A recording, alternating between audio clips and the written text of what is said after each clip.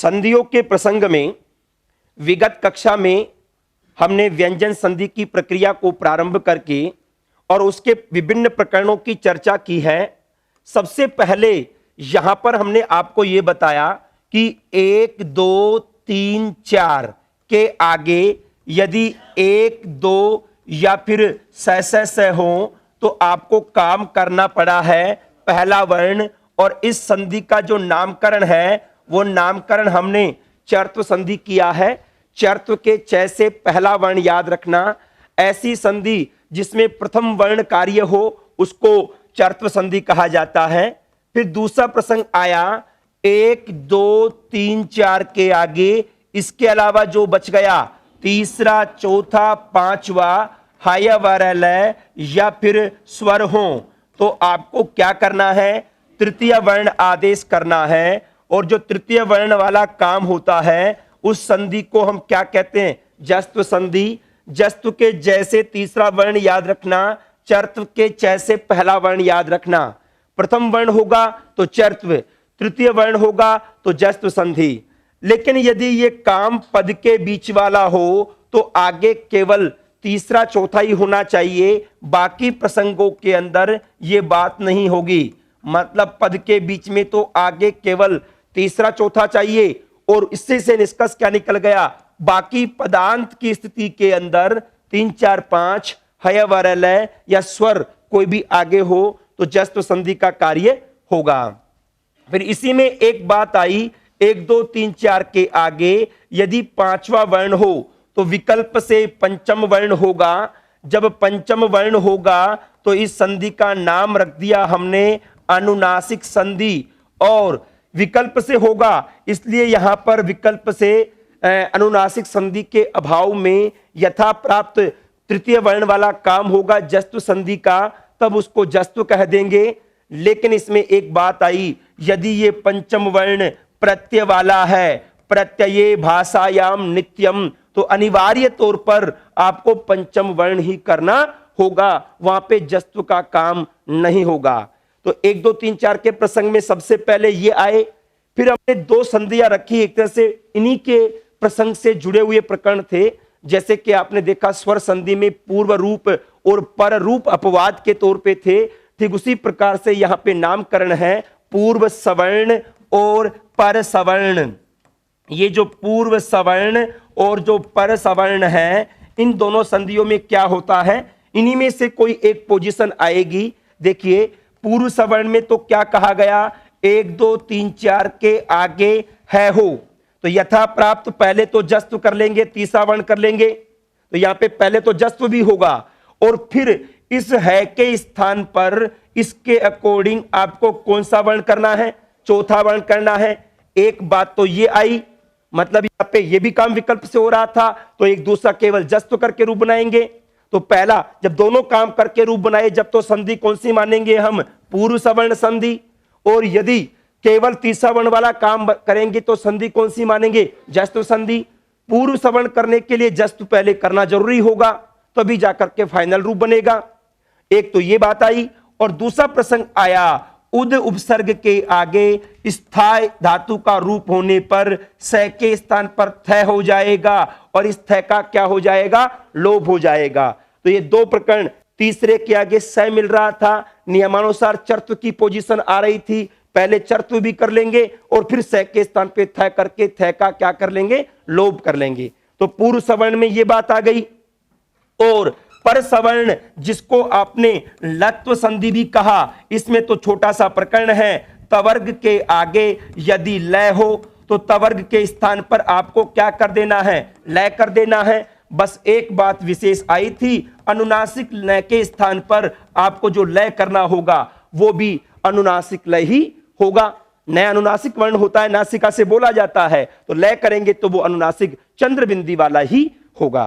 तो ये सारी चर्चा हमने विगत कक्षा में की, और एक ही डायग्राम के अंदर ये पांचों की पांचों संधियां, एक तरह से देखा जाए इधर जो 1 2 3 4, क्योंकि तवर्ग में 1 2 3 4 5 भी है, लेकिन 1 2 3 4 तो कम से कम है ही है। तो 1 2 3 4 की जो कहानी है उसको सबसे पहले हमने विगत कक्षा के अंदर रखा। अब यहां आपका कंफ्यूजन हो रहा था कि यदि तवर्ग के आगे लय के होने पर आप यदि लत्व ही कर रहे हो तो यहां से क्यों ना लय को हटा दें, लेकिन ध्यान रखना लय को नहीं हटाएंगे। ये नियम तो केवल तवर्ग की बात कर रहा है, तवर्ग के अलावा और भी तो वर्ग हैं, जैसे कवर्ग, चवर्ग, टवर्ग इत्यादि, उनके प्रसंग में तो जस्तु करेंगे। जैसे वाक प्लस लीला, अब ये तोरली नहीं हो सकता, परसवर्ण नहीं हो सकता, तो वाक प्लस लीला में पहले के आगे लय है तो जस्तु करके क्या रूप बन जाएगा, वाग लीला, इसलिए वहां पर भी लय को रखना होगा। इस है को भी यहां पर भी रखना होगा क्योंकि यहां पर भी हमें जस्तु कार्य करना है, इसलिए है या लय को हटाएंगे नहीं। है या लय के प्रसंग में ये दो एडिशनल काम हमारे पास आ गए। इस प्रकार से हमने विगत कक्षा में प्रारंभिक 5 व्यंजन संधियों के प्रसंग को रखा था और 1 2 3 4 की कहानी को हमने संपूर्ण किया था। अब आते हैं हम पंचम वर्ण की कहानी के प्रसंग में। पंचम वर्ण इधर हो, पहले वाले शब्दांश के अंत में यदि पंचम वर्ण हो और पंचम के अंदर भी सबसे पहले हम ले रहे हैं पंचम वर्ण के रूप में मैं और न, इन दो प्रकरणों को ले रहे हैं और आगे कोई भी वर्ण हो तो क्या क्या काम करना है सुन लीजिएगा। सबसे पहले बता रहे हैं हम छठे नंबर की संधि लेकर के चल रहे हैं, अनुस्वार। आपने अनुवाद इत्यादि के दौरान देखा होगा कहीं पर तो मैं आता है और कहीं पर अनुस्वार आता है। ये मैं और अनुस्वार का क्या अंतर है सुन लीजिएगा। देखो ये क्या कहता है, मोनुस्वार है। ये क्या कहता है, पदांत में, पद के अंत में यदि मैं हो तो उस मैं के स्थान पर क्या हो जाए, अनुस्वार। यदि इस मैं के आगे कोई भी व्यंजन वर्ण है तो, मतलब पदांत, पदांत का मतलब हुआ कोई भी शब्द रूप या धातु रूप।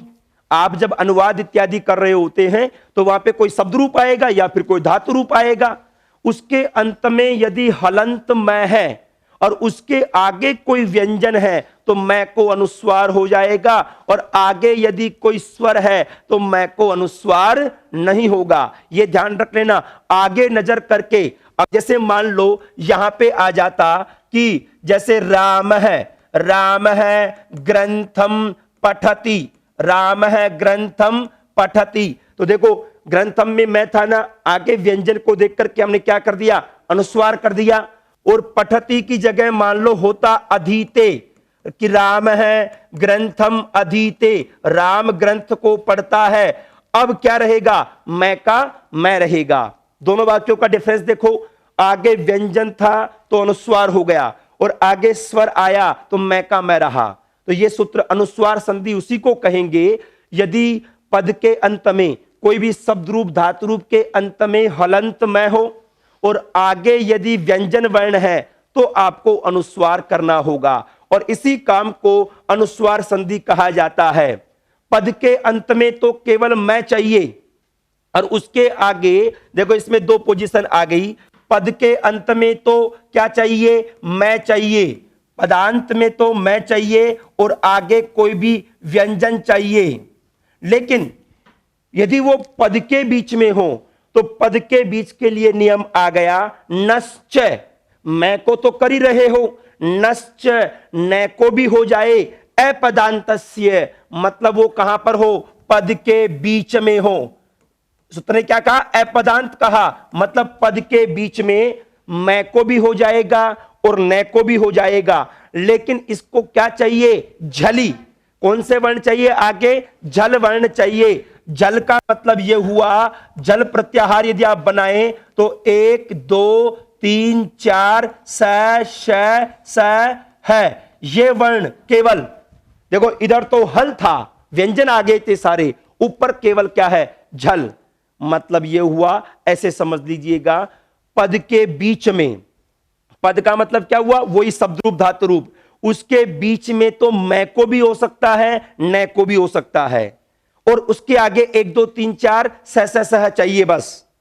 और पद के अंत में केवल मैं को होगा, मतलब पद के अंत में न को अनुस्वार कभी नहीं करेंगे, न को अनुस्वार पद के अंत में नहीं होगा, न को तो शब्द के बीच में यदि करना हो तो यह अनुस्वार होगा। जैसे आप लिखते हो ग्रंथ, तंत्र, हिंदी, कोई भी प्रसंग लिखते हो वो शब्द के बीच में है, उसको आप अनुस्वार कर देंगे।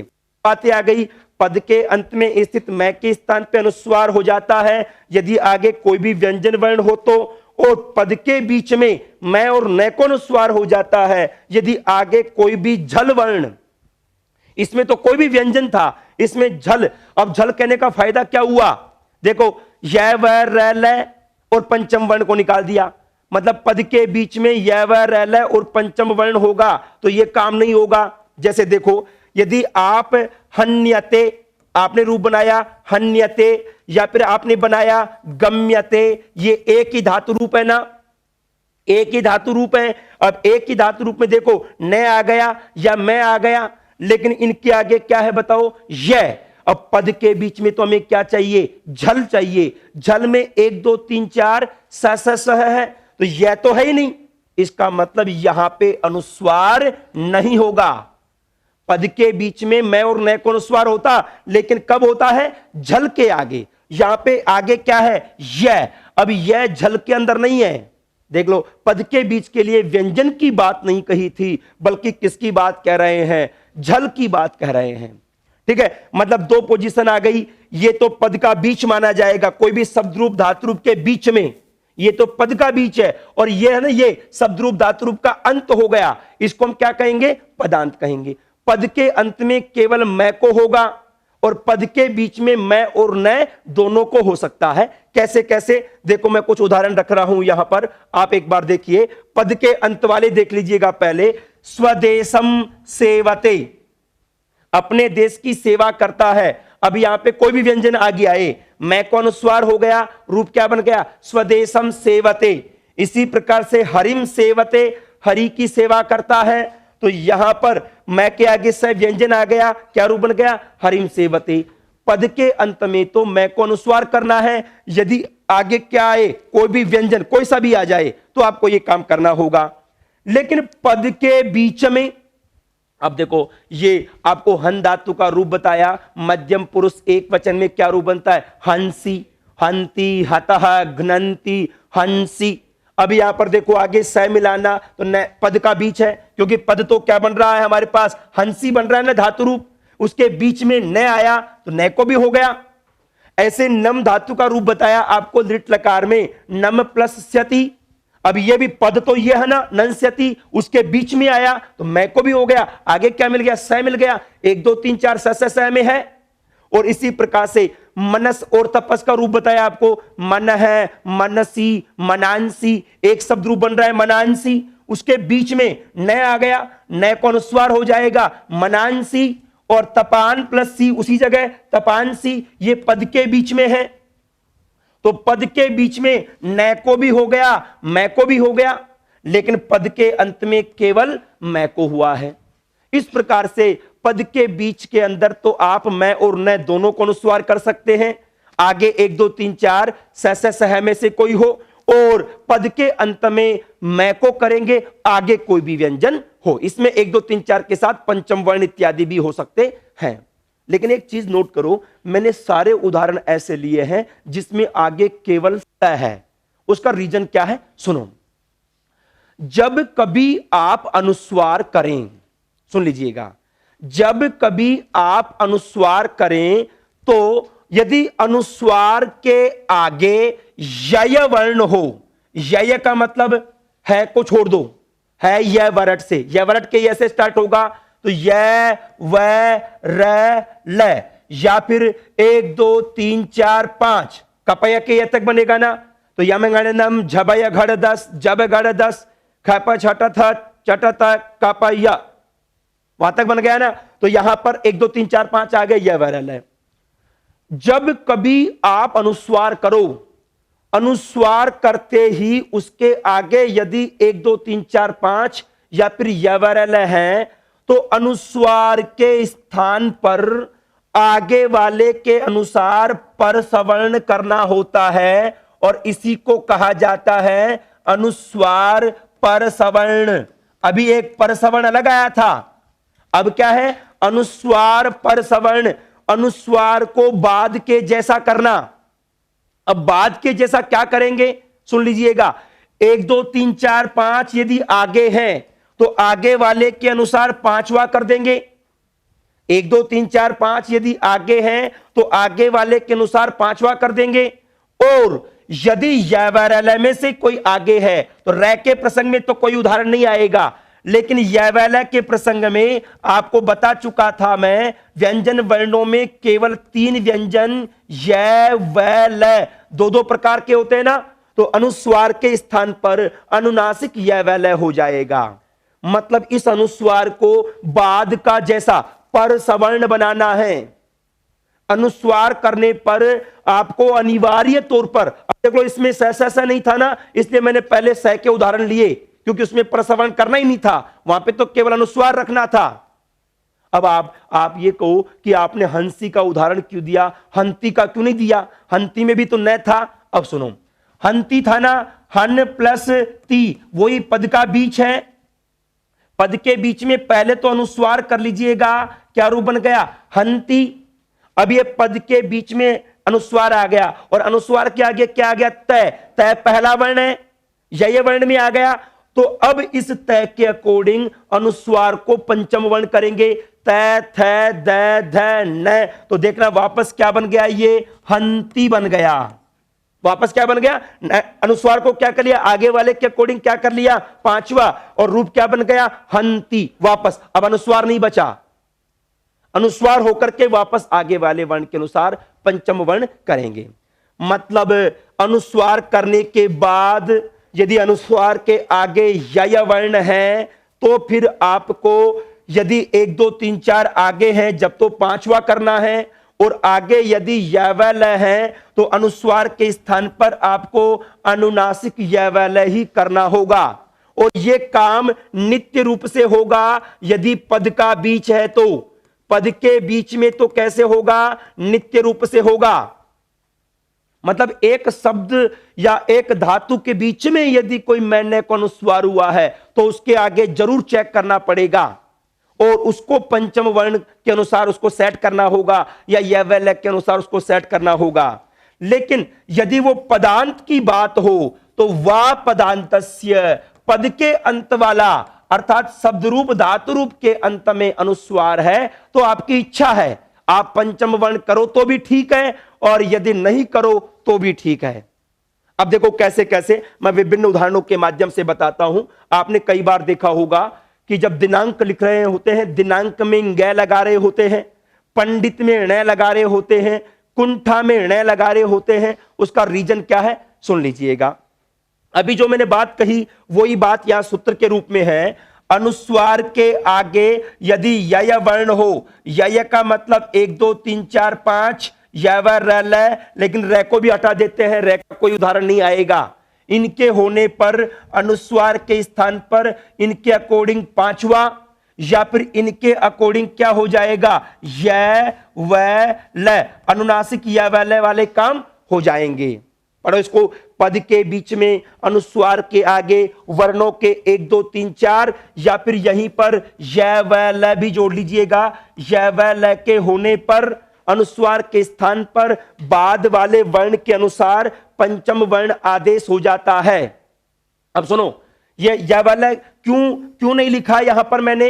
यवैलय इसने लिखा, पद के बीच में अनुस्वार कब होता है? जल वर्णों के परे रहते हैं। और जल में कौन कौन से वर्ण आते हैं बताइए? 1 2 3 4 स है। अब देखो पांचवा भी हटा दिया मैंने, पांचवा भी नहीं लिखा था ना, क्योंकि इनके प्रसंग में तो अनुस्वार ही नहीं हो रहा।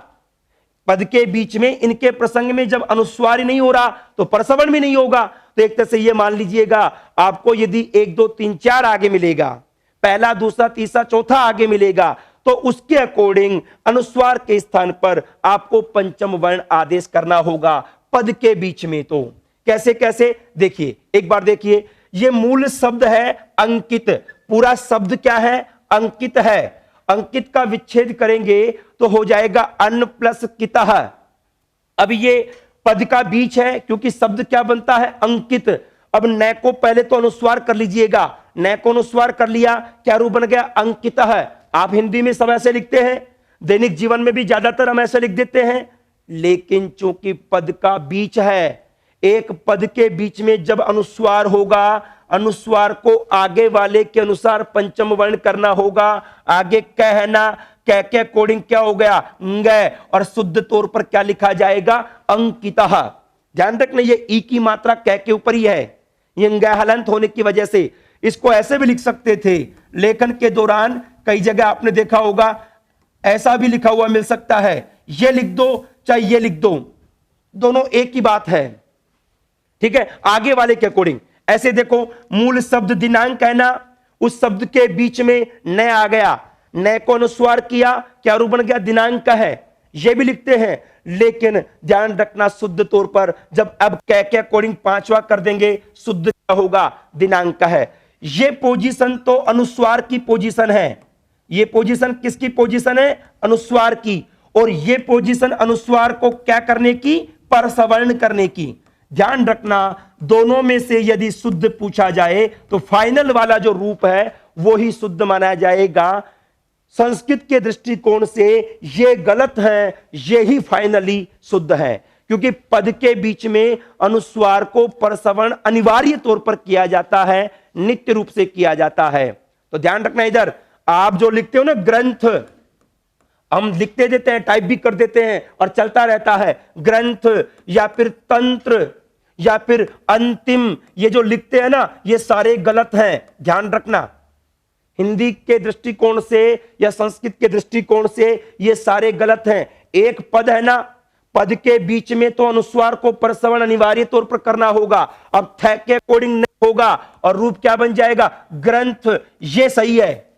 ये तंत्र भी गलत है, तय के अकॉर्डिंग क्या बनेगा, तंत्र, ये सही है। ये अंतिम भी गलत है, तय के अकॉर्डिंग क्या बनेगा, परसवर्ण होकर के अंतिम, ये सही है।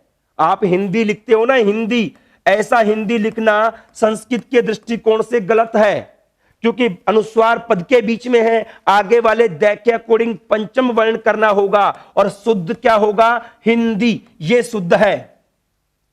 संस्कृत के दृष्टिकोण से पद के बीच में जब भी अनुस्वार आता है उसको परसवर्ण करना एक अनिवार्य शर्त हुआ करती है। जैसे एक और उदाहरण देख लीजिएगा, यहीं पर अन प्लस चिता है, अब आगे च मिला, पहले तो अनुस्वार कर दिया, अनचिता है, और च के अकॉर्डिंग देखो क्या बना, च छ ज झ य, क्या हो गया, अचिता, शुद्ध यही माना जाएगा, ये नहीं माना जाएगा। इसी प्रकार से देखो व्यंजनम, अब यहां पे व्यन प्लस जन्म, पहले तो अनुस्वार किया, एक ही शब्द है व्यंजन शब्द, अब देखो व्यंजनम में आगे ज है ना, ज के अकॉर्डिंग पांचवा किया, व्यंजनम। इसी प्रकार से देखो कुन प्लस ठा, न को अनुस्वार किया, पहले तो कुंठा, अब आगे ठ मिलाना, ट ठ ड ढ ण, पंचम वर्ण क्या हो गया, कुंठा, यही शुद्ध है, ये लिखते ना गलत है, ये शुद्ध माना जाएगा व्याकरण के दृष्टिकोण से पूर्णतया। इसी प्रकार से हम पंडित लिखते हैं, पन प्लस डिता है, पहले तो अनुस्वार हुआ, इतना तो केवल अनुस्वार तक का काम है, लेकिन एक ही पद है ना, तो अब आपको परसवर्ण करना जरूरी होगा। पंडित यही शुद्ध है, ये शुद्ध नहीं है। हिंदी के दृष्टिकोण में तो लिख देते हैं, लेकिन संस्कृत के दृष्टिकोण से सर्व शुद्ध अनुस्वार को परसवर्ण करना ही होगा और यही शुद्ध माना जाएगा। ऐसे ही हन धातु से पहले अनुस्वार कर लीजिएगा हंता, और आगे नए कर देंगे तय के अकॉर्डिंग हंता, वापस चाहे स्वयं बन गया वो का वही, लेकिन शुद्ध माना जाएगा वो, इस तरह का ये गलत माना जाएगा। तो ध्यान रखना अनुस्वार को बीच पद के बीच में परसवर्ण करना अनिवार्य होता है। ऐसे देखो आगे तय मिल रहा है गम प्लस ता, वो अनुस्वार हुआ, अनुस्वार को परसवर्ण कर देंगे गंता। गुम प्लस फिता है, अब आगे फ मिला, पहले तो अनुस्वार कर दिया, अब फ के अकॉर्डिंग क्या हुआ, प फ ब भ मैं, क्या रूप बन गया, गुम फिता है। ऐसे भुन प्लस ते, भुन प्लस ते, यहां पे पहले अनुस्वार किया भुंगते, और फिर देखो अनुस्वार कै के अकॉर्डिंग क्या हो गया, गए, क्या रूप बन गया, भुंगते। इस तरह से आप ये कह सकते हैं कि जब भी पद के बीच में अनुस्वार हो, आगे वाले वर्ण के अनुसार आपको पंचम वर्ण करना जरूरी होगा। 1 2 3 4 में ही काम आएगा ये। हमने नियम भी क्या बताया, यदि 1 2 3 4 आगे हो तो क्या बताया हमने, 1 2 3 4 यदि आगे हो तो, देखो 1 2 3 4 यदि आगे हो, निष्कर्ष के तौर पे ये बात आ रही थी। यद्यपि नियम में तो ये कह रहा था, लेकिन ये वो आगे पदांत के लिए कह रहा है, ये तो केवल यहां पर 1 2 3 4 के प्रसंग में ही बात आएगी। 1 2 3 4 यदि आगे हैं तो उनके अकॉर्डिंग आपको पांचवा करना अनिवार्य शर्त होगी। ठीक है, इसी प्रकार से अब यदि अनुस्वार आपने पद के अंत में किया है, पद के अंत में भी तो किया आपने, पद के अंत में कैसे किया, आगे कोई भी व्यंजन हो तो अनुस्वार को परसवर्ण कैसे होगा, विकल्प से होगा। वा पदांतस्य सूत्र आ जाता है, मतलब यह हुआ पद के अंत में स्थित अनुस्वार का विकल्प से परसवर्ण हो जाता है यदि आगे किसी भी वर्ग का, अब आगे क्या क्या हो सकते हैं देखो, वो आगे ने सारे 1 2 3 4 5 या वैलय, वहां तो केवल 1 2 3 4 बसा था और यहां पे क्या आ गया 1 2 3 4 5 या वैलय। इनके होने पर आपको विकल्प से, विकल्प का मतलब क्या हुआ, केवल अनुस्वार रखेंगे तो भी ठीक है और अनुस्वार को परसवर्ण कर देंगे तो भी ठीक है, दोनों प्रकार से शुद्ध माना जाएगा। कैसे कैसे देखो, त्वम प्लस करोसी, देखो एक बार, त्वम प्लस करोसी, त्वम अलग पद है तुम और करोशी अलग पद हो गया करते हो, दोनों अलग अलग पद हैं, एक शब्द रूप है एक धातु रूप है। अब पद के अंत में मैं आया, मैं को अनुस्वार कर दीजिएगा, पहला काम तो क्या हो जाएगा, त्वम करोसी अनुस्वार कर देंगे। अब अनुस्वार के आगे क्या है, क है, आप विकल्प से परसवर्ण कर दो, क के अकॉर्डिंग पांचवा हो गया त्वंग, त्वंग करोसी, पहला ये सही है और नहीं करेंगे तो केवल अनुस्वार भी सही है। पहले उदाहरण में तो कौन सी संधि मानी जाएगी, अनुस्वार परसवर्ण, दोनों काम हुए हैं, और इसमें कौन सी मानी जाएगी, केवल अनुस्वार। इस प्रकार से पद के अंत में वैकल्पिक है, आपकी इच्छा है तो कर दीजिएगा, आपकी इच्छा नहीं है तो मत करो। इसी प्रकार से त्वम प्लस चतुर है, अब एक बार तो अनुस्वार करो, त्वम चतुर है, अब आगे च मिलाना, च के अकॉर्डिंग पांचवा क्या हो गया, ये त्वय चतुर है, त्वय चतुर है। इसी प्रकार से एक बात ध्यान रखना, ये जो उपसर्ग है ना, उद उपसर्ग या सम उपसर्ग का ज्यादा प्रयोग होता है और उपसर्गों को अलग से पद माना जाता है। 22 जो प्रादि है ना, उनमें सम और उद की विशेष बात आएगी, उनको अलग से पद मानेंगे। सम प्लस धी, अभी आपको संधि की परिभाषा दी थी, धा धातु से की प्रत्यय हुआ था, तो वो अलग पद है, सम अलग है, धी अलग है। पहले तो अनुस्वार कर लीजिएगा, ये भी सही है, और इसको आप विकल्प से ध के अकॉर्डिंग न कर लेंगे, क्या रूप बन गया, संधि, ये भी सही है। इसमें अनुस्वार संधि मानी जाएगी, इसमें अनुस्वार परसवर्ण। अभी इतना सूक्ष्म देखा कभी आपने कि ये भी सही है ये भी सही है, लेकिन इसमें अनुस्वार है और इसमें अनुस्वार परसवर्ण है। इसी प्रकार से संज्ञा, संज्ञा में देखो सम के आगे ज्ञा, पहले अनुस्वार कर लीजिएगा, संज्ञा ये भी सही है, और ज्ञ के अकॉर्डिंग आपको ध्यान है ज्ञ में क्या क्या मिला हुआ है, बताओ, जय और यह मिला हुआ है ना, तो जय के अकॉर्डिंग आपको पंचम करना होगा, वो क्या हुआ, यह, च छ जय जय यह, क्या रूप बन गया, संज्ञा। तो आपको पद के अंत में विकल्प से परसवर्ण करना है, तो 1 2 3 4 में तो पंचम वर्ण कर देंगे।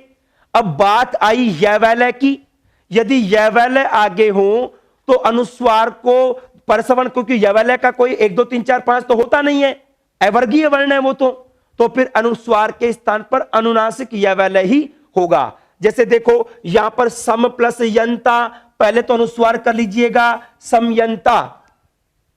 अब इस अनुस्वार को परसवर्ण करना है य के अकॉर्डिंग, तो देखो अनुस्वार के स्थान पे क्या दिख रहा है, अनुनासिक य, अनुनासिक य। अब देखो चंद्रबिंदी लगी हुई है, जबकि आगे वाले में क्या लगा हुआ था, अनुस्वार लगा हुआ था, वो तो अनुस्वार संधि का उदाहरण है, और पहले वाला अनुस्वार परसवर्ण का।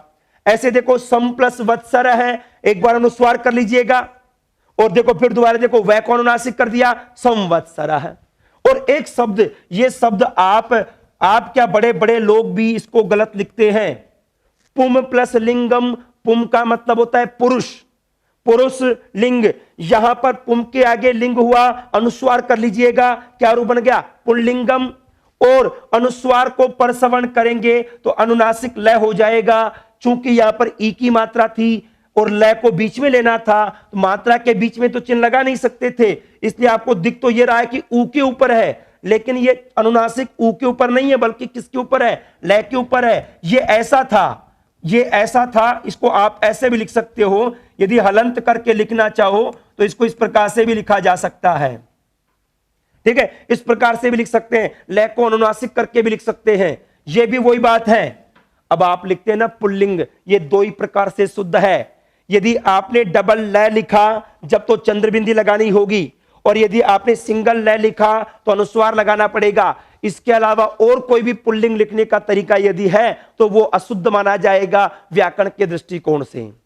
इस प्रकार से ये दो संधियां हैं, एक तो अनुस्वार और उसको परसवर्ण, अनुस्वार परसवर्ण, मतलब पद के बीच में मैं और न को अनुस्वार होता है, पद के अंत में केवल मैं को अनुस्वार होता है, पद के अंत में मैं को अनुस्वार को परसवर्ण विकल्प से होगा, पद के बीच में अनुस्वार को परसवर्ण नित्य रूप से होगा। इसीलिए यंत्र, तंत्र, मंत्र, मंत्री इत्यादि में जो अनुस्वार लगाते हैं ना उसको परसवर्ण करना जरूरी होगा। मतलब उनका जो नय बनाना ना, यंत्र, तंत्र, मंत्र सब में, ग्रंथ सबके अंदर, एक शब्द के अंदर कभी भी ध्यान रख लेना, एक शब्द के अंदर यदि बिंदी आ रही हो ना तो उसके आगे चेक कर लेना, आगे वाले के अकॉर्डिंग पंचम करना होगा। यदि 1 2 3 4 आगे है तो तभी वो जाकर के शुद्ध माना जाएगा। तो ये हमारी संधि अनुस्वार और अनुस्वार परसवर्ण संधि थी। इसके अंदर ये जो मैं को अनुस्वार किया ना उसका मात्र एक अपवाद है, सम के आगे राज धातु का रूप आ जाए, या सम से ही बना हुआ है साम, साम्राज्य। अब देखो पद के अंत में मैं था और आगे व्यंजन है, नियमानुसार तो अनुस्वार होना चाहिए था, लेकिन यहां पर अनुस्वार नहीं होगा। सम प्लस राट, सम्राट, मैं के अंदर रह लग गया, कोई संधि नहीं, संधि कोई सी भी नहीं हुई, यहां पर संधि कोई सी भी नहीं हुई। मैं को अनुस्वार होना चाहिए था लेकिन नहीं होगा। और इसी प्रकार से सम्राट से ही बनता है साम्राज्य, साम प्लस राज्यम, यहां पर भी मैं को अनुस्वार होना चाहिए था, क्योंकि आगे व्यंजन है, लेकिन रूप क्या बन जाएगा, साम्राज्य का साम्राज्य बन जाएगा। ऐसे उदाहरण इसलिए दिए कि यहां पर मैं को अनुस्वार नहीं हुआ, इसमें कोई भी संधि नहीं है, संधि कोई सी भी नहीं मानेंगे, क्योंकि संधि का काम हुआ ही नहीं। मैं का मैं रह गया, बस केवल मैं और रे को मिलाकर के क्या हो गया, म्र, केवल वर्णों का संयोजन मात्र हो गया, वर्ण संयोजन हो गया, वर्णों को मिलाने का काम हो गया केवल, बस इसको अनुस्वार यहां पर नहीं होगा। सम उपसर्ग के बाद में राट शब्द या राज्य शब्द के होने पर मैं को अनुस्वार नहीं होगा। बस एकमात्र अपवाद था ये आपके अनुस्वार संधि का। इस प्रकार से हमने सबसे पहले अनुस्वार और अनुस्वार परसवर्ण संधि को रखा है। अब मैं आ रहा हूं, दो संधियां ऐसी हैं जो अत्यंत महत्वपूर्ण है व्यंजन संधि के प्रसंग में। अभी तक हम कोई भी संधि कर रहे थे, उस संधि में आप देख रहे थे या तो आपको आगे चाहिए या फिर आपको पीछे चाहिए, एक तरफ कोई चीज देख रहे थे। ज्यादातर में आगे देख करके काम कर रहे थे, पूर्व सवर्ण के अंदर पहले देख करके बाद को किया, नहीं बाकी सब जगह आगे वाले को देख करके पीछे वाले को काम किया हमने। लेकिन ये दो संधियां हैं, एक संधि है इष्टुत्व और एक संधि है इष्टुत्व। नाम से घबराने की आवश्यकता नहीं है। ऐसी संधि जिसमें शय और चवर्ग काम होए उसको हम क्या कहेंगे, इष्टुत्व। चूंकि आपको वाक्य प्रयोग करके देगा तो वहां पे देखना तालव्य शय मिले या चवर्ग का काम मिले जब तो इष्टुत्व संधि। और इसी के पैरेलल दूसरी संधि आती है इष्टुत्व संधि, उसमें मूर्धन्य शय और टवर्ग है तो वो काम के रूप में मिलेंगे तो इष्टुत्व संधि। कैसे कैसे होगा सुन लीजिएगा। एक बार यहां पे मैं एक डायग्राम बना रहा हूं, डायग्राम से आपको क्लियर हो जाएगा। इस्तोहो, इश्चुना, इश्चुहु, ये क्या कहता है, इस्तोहो सकार और तवर्ग। तवर्ग का मतलब हुआ तै, थ, द, ध, न। सुनिए, सकार और तवर्ग जिसको आप क्या कहते हैं, दंत्य वर्ण कहते हैं ना, ये सारे के सारे कैसे वर्ण हैं, दंत्य वर्ण है। सुनो, सकार और तवर्ग के स्थान पर इस्तोहो, इश्चु क्या हो जाए, शकार और चवर्ग। सकार और चवर्ग सीरियल वाइज च, छ, ज, झ, य, ये क्रमशः हो जाए। लेकिन कब हो जाए, इश्चुना, यदि इस, अब ये वर्ण कैसे है, तालव्य वर्ण है, मतलब ये हुआ दंत्य वर्णों के स्थान पर कैसे वर्ण हो जाए, तालव्य वर्ण। और काम के हिसाब से नाम होता है ना, सकार और चवर्ग काम हो रहा है तो संधि का नाम हमने क्या रख दिया, इष्टुत्व। और इन वर्णों को तालव्य वर्ण कहते हैं, इसलिए संधि का नाम क्या रख दिया? तालव्य संधि। काम के हिसाब से ही नाम। दंत्य वर्णों के स्थान पर आपको तालव्य वर्ण करना है, लेकिन कब करना है? यहां पे शर्त दे दी, इस चुना, यदि इस दंत्य वर्ण के आगे या पीछे, दोनों में से किसी भी तरफ, या तो आगे मिले या पीछे मिले, योग भी इस चू का हो। योग भी किसका? इस चू का। इस चू का मतलब हुआ सकार और चवर्ग, योग भी इसका हो। अभी तक तो हम काम कर रहे थे, आपको यह बता रहे थे ना, आगे हो या पीछे हो, एक ही बात आ रही थी, आगे देख करके काम कर रहे थे। लेकिन ये क्या करे? कोई बात नहीं, चाहे आगे मिल जाए चाहे पीछे मिल जाए। सीधी सी बात ये करें कि दंत्य वर्ण के आगे, ये भी तो तालव्य है, दंत्य वर्ण के आगे या पीछे तालव्य वर्ण है, तो वहां पर दंत्य के स्थान पर भी तालव्य कर देना है। आप ऐसे समझ लो, जब कभी दंत्य और तालव्य एक साथ आ जाएं लगातार, चाहे पहले बाद में कैसे भी, दो व्यंजन एक साथ आए, दंत्य और तालव्य, तो दंत्य के स्थान पर भी तालव्य कर देंगे। यह सीधी सी बात है। दंत्य और तालव्य, देखो दंत्य तालव्य आगे आए चाहे पीछे आए, तो दंत्य के स्थान पे भी क्या कर देंगे? तालव्य। उसी सीरियल से जो वर्ण दिया हुआ है ना, उसी सीरियल से। बस एक काम ध्यान रखना, इनको करने से पहले यदि आपको चर्त्व संधि, जस्त्व संधि या अनुनासिक संधि प्राप्त हो रही हो, तो पहले वो काम निपटा लेना, क्योंकि आगे ये मिलेंगे ना, च छ जय जय, ये 1 2 मिला, स मिला तो चर्त्व होगी, जय झ 3 4 5 मिले तो अनुनासिक पंचम में अनुनासिक संधि और 3 4 में जस्त्व संधि, ये प्राप्त हो सकती है। यदि वो हो रहा है, उस काम को पहले कर लेना। चलो इसको पढ़िए। स और तवर्ग के, इसी डायग्राम से देखो, स और तवर्ग के, स और तवर्ग के आगे या पीछे सकार और चवर्ग का योग होने पर इन दंत्य वर्णों के स्थान पर क्रमशः स और चवर्ग आदेश जो कि तालव्य वर्ण है वो हो जाएंगे, उसी सीरियल से होंगे। कैसे? मैं एक दो उदाहरणों को लेता हूं यहां पर। देखो सबसे पहले यहां पे एक प्रकरण ले लेता हूं, उद प्लस चारणम। देखना इधर, उद प्लस चारणम। मैंने आपको क्या बताया? यदि यहां पे चर्त्व, जस्त्व या अनुनासिक संधि प्राप्त हो रही हो तो पहले उसको निपटा लेना। कैसे? एक उदाहरण तो मैं उद प्लस चारणम ले रहा हूं और दूसरा उदाहरण ले रहा हूं मैं सत प्लस जन है। आपको मैं बता चुका, सत में ओरिजिनली क्या है बताइए? तय है ना, और उद में ओरिजिनली क्या है? द है। अब सुनो, यहां पर तीसरे के आगे कौन सा मिला? पहला। और यहां पे पहले के आगे कौन सा मिला? तीसरा।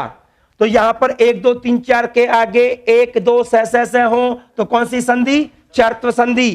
कौन सा रूप बन जाएगा? द की जगह क्या बन जाएगा? उत। पहला काम तो आपने चर्त्व संधि का कर लिया, उत प्लस चारणम। ऊपर वाले उदाहरण में तो पहले क्या हो गया? चर्त्व हो गया। और नीचे वाले उदाहरण में देखो, अब पहले के आगे तीसरा है, 1 2 3 4 के आगे 3 4 5 है वरल स्वर हो तो कौन सा वर्ण होता है? तृतीय वर्ण। कौन सी संधि? जस्त्व संधि। तय को क्या हो जाएगा? तय थ द। क्या रूप बन गया? सद। सद प्लस जन है। पहले आप क्या काम कर लेंगे? जस्त्व संधि का काम कर लेंगे। ठीक है। अब आइए यहां पर, अब देखो ये तय दंत्य वर्ण है और आगे च तालव्य वर्ण है। जब दंत्य और तालव्य एक साथ हो जाएं तो दंत्य के स्थान पर भी क्या कर देंगे? तालव्य कर देंगे। मतलब यह हुआ, दंत्य के आगे या पीछे कहीं पर भी तालव्य हो तो तालव्य थोड़ा सा शक्तिशाली है, दांतों को तोड़ देता है और खुद भी क्या कर देगा? तालव्य कर देगा। उसके स्थान पर भी ये तय है ना, पहला वर्ण है, पहला वर्ण है तो चवर्ग का भी पहला वर्ण हो जाएगा क्या? छ। तय के स्थान पे क्या होगा? छ। तो बताइए शुद्ध रूप क्या बना? उच्चारणम। क्या रूप बन जाएगा? उच्चारणम। अब उच्चारणम का संधि विच्छेद करना हो तो आपको क्या करना होगा? उद प्लस चारणम ही करना होगा। इस आ जाइए नीचे।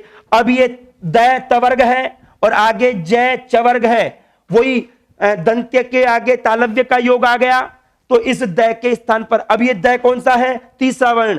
तो यहां पर भी क्या होगा, तीसरा जय होगा और रूप क्या बन जाएगा बताइए, सज्जनः। इस प्रकार से जब काम, अब देखो काम यहां पे चय मिलाना, इसलिए इस स्तुत्व संधि, काम यहां पर जय मिला जो कि चवर्ग का है, इसलिए यहां पर स्तुत्व संधि मानी जाएगी। तो ये काम तो है स्तुत्व का। अब सुनो, इसी से आप समझ जाओ, दंत्य वर्ण के आगे पीछे तालव्य वर्ण आया तो दंत्य को भी क्या कर देगा, तालव्य। अरे संधि का नाम क्या रख दिया आपने, तालव्य। इन दंत्य के आगे पीछे मूर्धन्य वर्ण आ जाए, मूर्धन्य, अरे दंत्य आ गया, दंत्य के आगे पीछे तालव्य आ गया तो तालव्य कर दिया, लेकिन दंत्य के आगे पीछे मूर्धन्य भी आ सकता है तो मूर्धन्य भी शक्तिशाली है, दांत बेचारे कमजोर हैं, ठीक है। मूर्धन्य आया तो वो दंत्य के स्थान पे हम क्या कर देंगे, मूर्धन्य कर देंगे, और उसी को आगामी संधि 9 नंबर की संधि हम क्या कह देंगे, स्तुत्व संधि कह देंगे। अभी हम देखेंगे उसको, पहले इसके प्रकरण को रखते हैं। मैंने आपको यह बताया, इस दंत्य वर्णों के आगे या पीछे तालव्य वर्ण होने पर दंत्य वर्णों के स्थान पर तालव्य वर्ण आदेश होगा। ये स त थ द न के स्थान पे क्या हो गया, स च छ ज झ ये स्थानीय थे, जिनके स्थान पे काम होता है दंत्य वर्ण, और आदेश क्या हो गए, तालव्य वर्ण। इसलिए संधि का नाम क्या रख दिया हमने, तालव्य संधि रख दिया। और इस संधि को करने से पहले यथा प्राप्त चर्त्व, जस्त्व और अनुनासिक संधि का काम भी आपको कर लेना है। इस संधि को करने से पहले यथा प्राप्त चर्त्व, जस्त्व और अनुनासिक संधि जहां जहां पे प्राप्त होगी वहां कर लेंगे, अन्यथा नहीं होगा। देखो सत प्लस चरित्रम, सत प्लस चरित्रम, यहां पे पहले के आगे पहला है, चर्त्व करेंगे भी तो को तय का तय रहेगा, और तय के आगे दंत्य वर्ण आ गया, दंत्य के आगे तालव्य वर्ण आ गया तो तय को क्या हो जाएगा, च, क्या रूप बन जाएगा, सच्चरित्रम। ऐसे ही सत प्लस चित, पहले के आगे पहला, वही चर्त्व में भी तय का तय रहेगा, तय के स्थान पे च हो जाएगा, क्या रूप बन जाएगा, सच्चित। जगत प्लस चिंतनम, पहले के आगे पहला, चर्त्व करेंगे तो भी पहला ही, तय के स्थान पे च हो जाएगा, जगत चिंतनम। ऐसे भगवत चरणऊ, भगवत चरणऊ, तय के स्थान पे च हो गया। जगत प्लस छाया, पहले के आगे दूसरा है, चर्त्व करेंगे तो भी तय का तय रहेगा, तय के स्थान पे च हो जाएगा, रूप क्या बन जाएगा, जगत छाया, ठीक है। इसी प्रकार से यहां पर, अब देखो यहां पर तीसरा वर्ण आगे आ गया सबके अंदर, तो पहले तो जस्तु करेंगे, सत को क्या कर लेंगे, सद, फिर दै के स्थान पे जय करके सज्जन है। ऐसे यावत आगे जीवेत, पहले के आगे कौन सा मिला, तीसरा, तो पहले तो जस्तु कर लेंगे, यावत की जगह हो गया यावद, और इस दै के स्थान पे तीसरा हो जाएगा जय, क्या रूप बनेगा, यावत जीवेत। वहत प्लस जलम, पहले दै करेंगे क्योंकि सब में तीसरा वर्ण आ गया ना, तो वहत का पहले तो क्या बन जाएगा, वहद, और दै को जय होकर के वह जलम। जगत प्लस जननी, पहले के आगे तीसरा है तो पहले के स्थान पे तीसरा करेंगे जगज, और आगे क्या बन जाएगा, जननी। विद्वत प्लस जन है, पहले के आगे तीसरा, जस्तु करेंगे दै, मतलब ये हुआ इन सभी में पहले तो तय के स्थान पे क्या किया आपने, दै, और इस दै के स्थान पे क्या किया आपने, जय। ये सारा का सारा काम इस स्तुत्व संधि का काम माना जाएगा। इसी प्रकार से देखो अब आगे, तीसरे के आगे सब जगह देखो, पहला, यहां पर पहला, यहां पे दूसरा, यहां पे पहला, यहां पे दूसरा, इसमें तीसरा था बस। इन दो में पहले तो चर्त्व करेंगे, इनमें भी पहले चर्त्व करेंगे, उद की जगह क्या बन जाएगा, उत, उत प्लस चारण, और तय को चय होकर के उच्चारण, अभी हमने देखा। उद प्लस छेद है, पहले तो तय हो जाएगा चर्त्व होकर के उत, छेद है, और तय को चय होकर के उच्छेद है।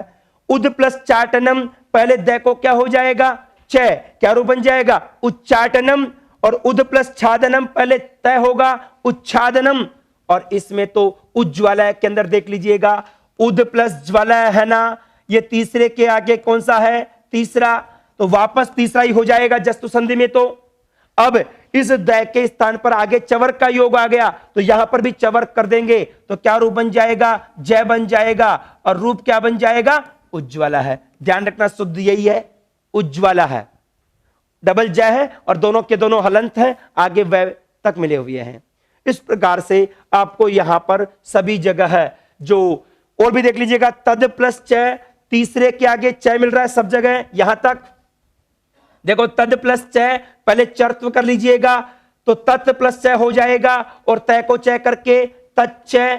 शरद प्लस चंद्र है, तीसरे के आगे पहला है, पहले चर्त्व कर लीजिएगा, शरत चंद्र है और तय को च हो जाएगा, रूप क्या बन जाएगा, शरत चंद्र है। और तद प्लस चैतन्यम, पहले चर्त्व कर लीजिएगा, तय हो जाएगा और तय के आगे च है तो तय को भी क्या हो जाएगा, च, तचैतन्यम। मतलब दंत्य वर्ण के आगे तालव्य वर्ण हुआ तो दंतों के स्थान पर भी तालव्य। अब योग की बात कही ना, योग तो आगे भी हो सकता था, पीछे भी हो सकता था। अब देखो इधर, यहां पे दंत्य वर्ण आगे है, ये न है ना, दंत्य वर्ण आगे है और योग देखो जय इधर आया, च इधर आया, जय या च इधर आया ना, तो यहां पर आपको अब आगे वाला दंत्य वर्ण है ना, दंत्य के साथ तालव्य आ गया, दंत्य के साथ तालव्य आ गया तो दंत्य के स्थान पर भी तालव्य उसी सीरियल से। न पांचवा है तो तालव्य पांचवा क्या हो जाएगा, च, छ, जय, जय, यह। क्या रूप बन गया, यज यह, यज यह। और आपको मैंने बताया जय और यह मिलकर के क्या बन जाता है, ज्ञ, शुद्ध क्या हो जाएगा, यज्ञ है। इसी प्रकार से यहां पर भी न के स्थान पे पंचम उड़ जाएगा यह और शुद्ध क्या बन जाएगा, याच्या। इस प्रकार से यहां पर आपको जो तालव्य संधि या स्तुत्व संधि जिसको कहते हैं, उसमें आगे भी अभी तक जितने उदाहरण थे ना इससे ऊपर, उनमें तो सब में आगे आ रहा था और इनमें पीछे की तरफ आ गया योग। इस प्रकार से यह आपकी जो स्तुत्व संधि है उसके अंदर बात रखी जाती है। दोनों संधियों को एक साथ समझो। काम होगा दंत्य वर्णों के स्थान पर, स और तय, सकार और तवर्ग जो दंत्य वर्ण है ना उनके स्थान पर होगा। आगे पीछे जुड़े हुए तालव्य वर्ण है तो काम तालव्य कर देंगे और आगे पीछे यदि मूर्धन्य वर्ण में से कोई जुड़ा हुआ है तो उन दंत्य के स्थान पे भी क्या कर देंगे, मूर्धन्य। मतलब दांतों को हमेशा दबा लिया जाता है, तालव्य रहेंगे तो तालव्य कर देंगे, मूर्धन्य रहेंगे तो मूर्धन्य कर देंगे। जब ये मूर्धन्य का काम रहेगा इसी संधि को हम कह देंगे स्तुत्व संधि या फिर इसी को हम कह देंगे मूर्धन्य संधि। वही सेम बात आ गई, वही सकार और तवर्ग है, सकार और तवर्ग है। अब ये क्या कर देगा, शकार और टवर्ग मूर्धन्य वाला शकार और टवर्ग करेगा, लेकिन कब करेगा, इसके आगे या पीछे, उधर भी या इधर। कहीं पर योग भी किसका आए, मूर्धन्य का ही आए, इनमें से कोई भी आ जाए योग भी। आप इसको ऐसे समझ लीजिएगा, परिभाषा ज्यादा बेहतर रहेगी। दंत्य वर्णों के आगे या पीछे मूर्धन्य वर्ण है ना, ये भी मूर्धन्य वर्ण हो तो दंत्य के स्थान पे कौन सा हो जाएगा, मूर्धन्य। जबकि पीछे क्या परिभाषा दी, दंत्य के आगे या पीछे तालव्य है तो क्या कर देंगे, तालव्य। दांतों के स्थान पे करना है, अगल बगल में तालव्य है तो तालव्य कर देंगे, अगल बगल में मूर्धन्य है तो मूर्धन्य कर देंगे। इन्हीं को क्रमशः स्तुत्व और स्तुत्व का नाम दिया जाता है। और यहां पर भी यदि कोई चर्त्व, जस्त्व, अनुनासिक संधि प्राप्त हो रही होगी तो वो पहले निपटा लेना। सकार और तवर्ग के आगे या पीछे श या टवर्ग का योग हो, स या टवर्ग का योग हो तो दंत्य वर्णों के स्थान पे क्रमशः क्या हो जाएंगे, शकार और टवर्ग मूर्धन्य वर्ण आदेश हो जाते हैं। बात वही आ गई, उसी बात को समझा दिया यहां पर।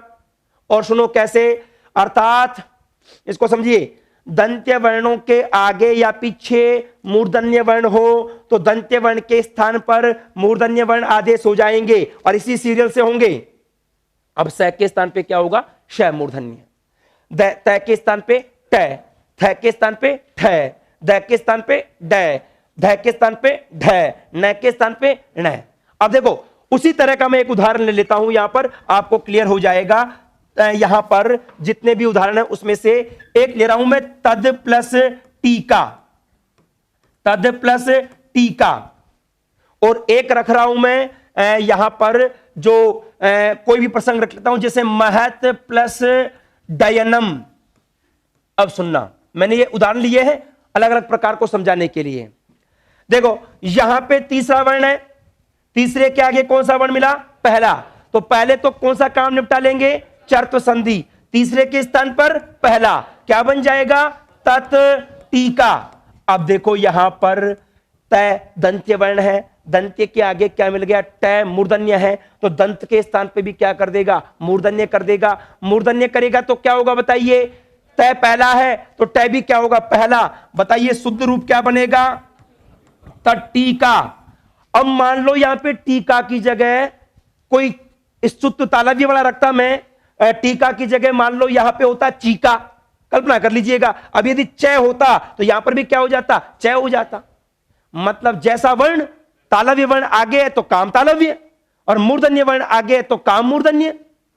अब देखो इधर इस साइड में आइए, अब ये पहले के आगे कौन सा मिला, तीसरा, तो पहले तो जस्तु करेंगे तीसरा क्या रूप बन जाएगा बताइए, महद, और आगे क्या है, डयनम। अब यहां पर देखो, अब तवर्ग के आगे टवर्ग मिल गया ना, वो तीसरे के स्थान पर द के स्थान पर ड हो जाएगा, और शुद्ध क्या बनेगा बताइए, महद डयनम। जैसे उद प्लस डयनम, उड्डयनम, ऐसे। तो दंत्य वर्णों के स्थान पे मूर्धन्य वर्ण हो जाएंगे। दोनों में केवल छोटी सी बात है, दंत्य के आगे पीछे तालव्य तो काम भी तालव्य, दंत्य के आगे पीछे मूर्धन्य तो काम भी मूर्धन्य, और इन्हीं दोनों संधियों को क्रमिक तौर पर स्तुत्व और ष्टुत्व कह दिया जाता। अब इसको समझने के दृष्टिकोण से सरल लैंग्वेज है, और उलझ जाते हैं लोग पढ़ते वक्त, पता नहीं क्या होगा, कैसे होगा, किस रूप में होगा, लेकिन सीधी सी बात है, काम दंत्य के स्थान पे होगा, आगे पीछे तालव्य तो काम तालव्य, आगे पीछे मूर्धन्य तो काम मूर्धन्य। ठीक है, इस प्रकार से आपको यहां पर ष्टुत्व संधि को देखना है, और इस संधि को करने से पहले यथाप्राप्त चर्त्व जस्त अनुनासिक संधि का कार्य भी हो जाएगा। अब देखो तद प्लस टीका, तटीका, तद प्लस टंकणम, पहले तो चर्त्व करेंगे, चर्त्व करके तय हो जाएगा, तय के स्थान पे टय हो जाएगा, क्या रूप बन गया, तटंकणम। उद प्लस डीन है, तीसरे के आगे तीसरा, जस्तु करेंगे तो भी तीसरा ही हो जाएगा, उद प्लस डीन है। अब द के स्थान पे ड हो जाएगा, क्या रूप बन जाएगा, उड्डीन है। उद प्लस डयनम, द के स्थान पे ड हो जाएगा, उड्डयनम। उधर उद प्लस ज्वलय था ना, तो ज्वल में तो जय तालव्य वर्ण था, तो द को भी जय तालव्य वर्ण किया। यहाँ पे आगे डयनम आया जो कि ड मूर्धन्य वर्ण है, तो द को भी क्या करेंगे, मूर्धन्य वर्ण करेंगे। तो जैसा योग है उसी के अनुसार चलना होगा। सरल रखिए माइंड के अंदर, बिल्कुल क्लियर। ऐसे देखो सत प्लस टीका, क्या रूप बन जाएगा, तय को तय हो जाएगा, क्या रूप बन जाएगा, सट टीका। अब मैं यहां पर कुछ चीजें आपको बता रहा हूं, सुन लीजिएगा। ये दैनिक जीवन के काफी शब्द हैं, और इसमें डबल काम होते हैं, एक तो प्रोसेसिंग का काम है और एक ष्टुत्व का काम है। मैंने आपको क्या बताया था, जब हम सत्व प्रक्रिया देख रहे थे, ई इण के बाद में स को क्या हो जाता है, मूर्धन्य स। देखो इधर ई के बाद में स था ना, ई के बाद में स था, ई के बाद में स था, ई के बाद में स था, तो सब जगह पहले तो हो जाएगा मूर्धन्य स, जो भी स था ना उसको मूर्धन्य स हो जाएगा। और एक चीज चेक करो, सबके अंदर मूर्धन्य स के बाद में क्या है, थ। थ कौन सा वर्ण है, दंत्य वर्ण, त त थ दंत्य वर्ण है ना, दंत्य वर्ण आगे है, दंत्य वर्ण आगे है, और इधर ये कौन सा मिल गया हमें, मूर्धन्य वर्ण। पहले तो आपने स के स्थान पे श किया हमारे नियम से। अब देखो, अब मूर्धन्य वर्ण, उधर दंत्य वर्ण मिला, मूर्धन्य इधर मिल गया। मैंने क्या बताया था, योग पहले भी हो सकता है, योग बाद में भी हो सकता है। अब काम तो दांतों के स्थान पे करेंगे ना, दंत्य के स्थान पे। अब ये थ कौन सा वर्ण है बताओ, दूसरा, तय थ, तो काम भी क्या होगा, ट ठ। तो यहां पे सब जगह थ के स्थान पर आपको क्या दिखाई देगा, ठ दिखाई देगा, और स के स्थान पे मूर्धन्य स तो कर दिया आपने। तो देखो इधर प्रति प्लस स्थानम, क्या रूप बना, प्रतिष्ठानम। श तो किसको हुआ, स को, और थ को क्या हो गया, ठ। समझ गए, प्रतिष्ठानम। ऐसे देखो प्रति प्लस स्थिता है, क्या रूप बन गया, प्रतिष्ठिता है। स को तो श और थ को ठ। प्रतिस्थापनम, क्या रूप बन गया बताइए, प्रतिष्ठानम, प्रतिष्ठापनम। ऐसे देखो युधि प्लस स्थिर है, अब स को पहले तो क्या हो जाएगा, श, और थ को क्या हो गया, ठ। बताओ क्या रूप बना, युधिष्ठिर है। दो काम हुए, पहला काम तो क्या हुआ, स बराबर श, पहला काम, और दूसरा क्या हुआ, थ बराबर ठ। पहले तो जो रूल नंबर होता है ना सत्व प्रोसेसिंग वाला, वो काम हुआ, और फिर कौन सा काम हुआ, ष्टुत्व। दो काम हुए हैं, दो काम करने के बाद ये रूप बने हैं प्रतिष्ठानम, प्रतिष्ठितः, प्रतिष्ठापनम, युधिष्ठिरः। और ऐसे ही और भी उदाहरण हैं जिनके अंदर भी ये काम हुआ है। देखो वही सेम, निष्ठुरः। अब वो ई के बाद में स था ना, पहले तो मूर्धन्य श हुआ और थ को ठ हो जाएगा, क्या रूप बन गया? निष्ठुरः। इधर देखो नई है ना, ये भी तो इनके अंदर आता है। अब ये स को थ हुआ, स को श हुआ पहले तो, और देखो थ को ठ हो जाएगा, क्या रूप बन गया? नैष्ठिकः। ऐसे देखो अधि में ई के बाद में स है, स को पहले तो मूर्धन्य श किया और फिर ठ हो जाएगा अधिष्ठाता। पर में ए है ना, स को श करेंगे परमेश और थ को ठ हो जाएगा परमेष्ठी। और इधर देखो ये तो आकृष पहले से मूर्धन्य श है तो त को ट हो गया आकृष्ट है, और पुष्प प्लस ति क्या रूप बन जाएगा? पुष्टि। सीधी सी बात, दोनों संधियों का सार एक साथ समझो आप। दोनों संधियों में एक बात कही गई, दंत्य वर्ण के आगे पीछे तालव्य है तो दंत्य के स्थान पे तालव्य होगा, स्तुत्व संधि। और दंत्य के आगे पीछे में से कहीं पर भी मूर्धन्य वर्ण है तो क्या हो जाएगा? मूर्धन्य। संधि का नाम स्तुत्व संधि। इसको ऐसे समझ लीजिएगा। और इन दोनों संधियों में यदि पहले कोई चर्त्व जस्त्व का काम प्राप्त हो रहा हो तो उनको पहले निपटा लेना, वो तो सब जगह आपको पहले ही कर लेने हैं। इस प्रकार से ये हमारे पास जो दो संधियां थी, बड़ी संधियां, स्तुत्व और स्तुत्व संधि को आपस में कंपेयर करके समझा जा सकता है, तुलनात्मक तौर पर ही समझा जा सकता है। अब आता हूं मैं, एक संधि है तुगागम। आपको ध्यान हो, मैंने बताया था आगम किसको कहते हैं? आगम के मैं से मित्र याद रखना, जो मित्रवत आकर के एडजस्ट हो जाए। यहां पर आपने देखा होगा कुछ जगह पर बीच के अंदर च दिखाई देता है। देखो कैसे, जैसे मान लो आपने लिखा अनु प्लस छेदः, अनु प्लस छेदः। अब यहां पर वास्तव में बीच में जो च आया ना, और च आकर के रूप क्या बनता है? अनुच्छेदः, या वी प्लस छेदः विच्छेदः। ये जो रूप दिखता है वो ही ये चागम संधि कहलाते हैं। इसको वास्तव में शुद्ध तौर पर एक सूत्र आता है पाणिनि का छे च। ये क्या कहता है? यदि किसी भी ह्रस्व स्वर या फिर आ उपसर्ग, दो पोजीशन दे रहा है, या तो ह्रस्व स्वर हो या फिर आ उपसर्ग हो, उसके बाद में यदि आपको छ मिले, या तो इधर क्या हो? ह्रस्व स्वर, या फिर दीर्घ में हो तो केवल आ उपसर्ग, तो आपको यदि आगे छ मिले तो यहां पर तुक का आगम हो जाएगा। नियमानुसार तो क्या होता है? तुक का आगम। तुक के अंदर बचता है केवल तय, तुक्का लग जाता है, बीच में तय लग जाता है। अब तय के आगे छ मिला, ये दंत्य वर्ण के आगे तालव्य वर्ण, तो अभी जो स्तुत्व संधि बताई उसमें तय के स्थान पे क्या हो जाएगा? च। इसलिए हम ये सीधे तौर पर ये भी कह देते हैं यहां पर आपको च दिखाई दे रहा है। वास्तव में नियमानुसार तो तय हो रहा था, लेकिन कब कब होगा? जब आगे केवल छ की बात हो और पहले ह्रस्व स्वर हो या फिर आ हो। तो देखो तुक का आगम हो जाएगा, इस स्तुत्व कार्य होकर के तय के स्थान पर क्या हो जाएगा? च हो जाएगा। तो ये काम तो आपको अनिवार्य तौर पर करना है, मतलब ह्रस्व स्वर और आ उपसर्ग में तो अनिवार्य तौर पर करना होगा। लेकिन यदि पद के अंत में, पद के अंत में दीर्घ स्वर हो, मतलब सार्थक टुकड़े हो दोनों, और यदि वहां पे दीर्घ स्वर भी है तो आप ये काम विकल्प से करेंगे, मतलब कर भी सकते हैं और अनिवार्य नहीं है। एक बार होगा, एक बार नहीं होगा। कैसे कैसे? उदाहरणों को देखिए एक बार। देखो ये सारे के सारे ह्रस्व वाले उदाहरण लिए मैंने, सब में चेक करो। वी, अनु, स्व, परि, प्र, दंत, स्व, सब में ह्रस्व स्वर है, और आगे सब में देखो छ है। तो यहां पे सब जगह पहले तो क्या हो जाएगा? तय, जो कि दंत्य वर्ण है, और उसके आगे छ जो कि तालव्य वर्ण है। तो दंत्य के स्थान पे तालव्य होकर के आपको तय के स्थान पे छ भी हो जाएगा, मतलब सब जगह आपको क्या दिखाई देगा? च दिखाई देगा। अब देखो वी प्लस छेद है विच्छेद है, अनु प्लस छेद है अनुच्छेद है, स्व प्लस छंद है स्वछंद है, परि प्लस छेद है परिच्छेद है, प्र प्लस छन्नम प्रछन्नम, दंतत प्लस छेद है दंतच्छेद है, स्व प्लस छाया स्वच्छाया। जैसे मान लो आपसे बनाए संस्कृत प्लस छात्र है, संस्कृत प्लस छात्र है, तो यहां पे देखो संस्कृत में ह्रस्व स्वर था, आगे छ मिला तो वो च लग जाएगा और शुद्ध क्या रूप बनेगा? संस्कृत छात्र, च भी आ जाएगा बीच में। गणित प्लस छात्र है, गणित छात्र है।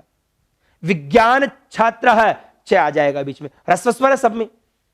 तो ये आपको ध्यान रखना है, आपको बीच में च लेकर के आना होगा।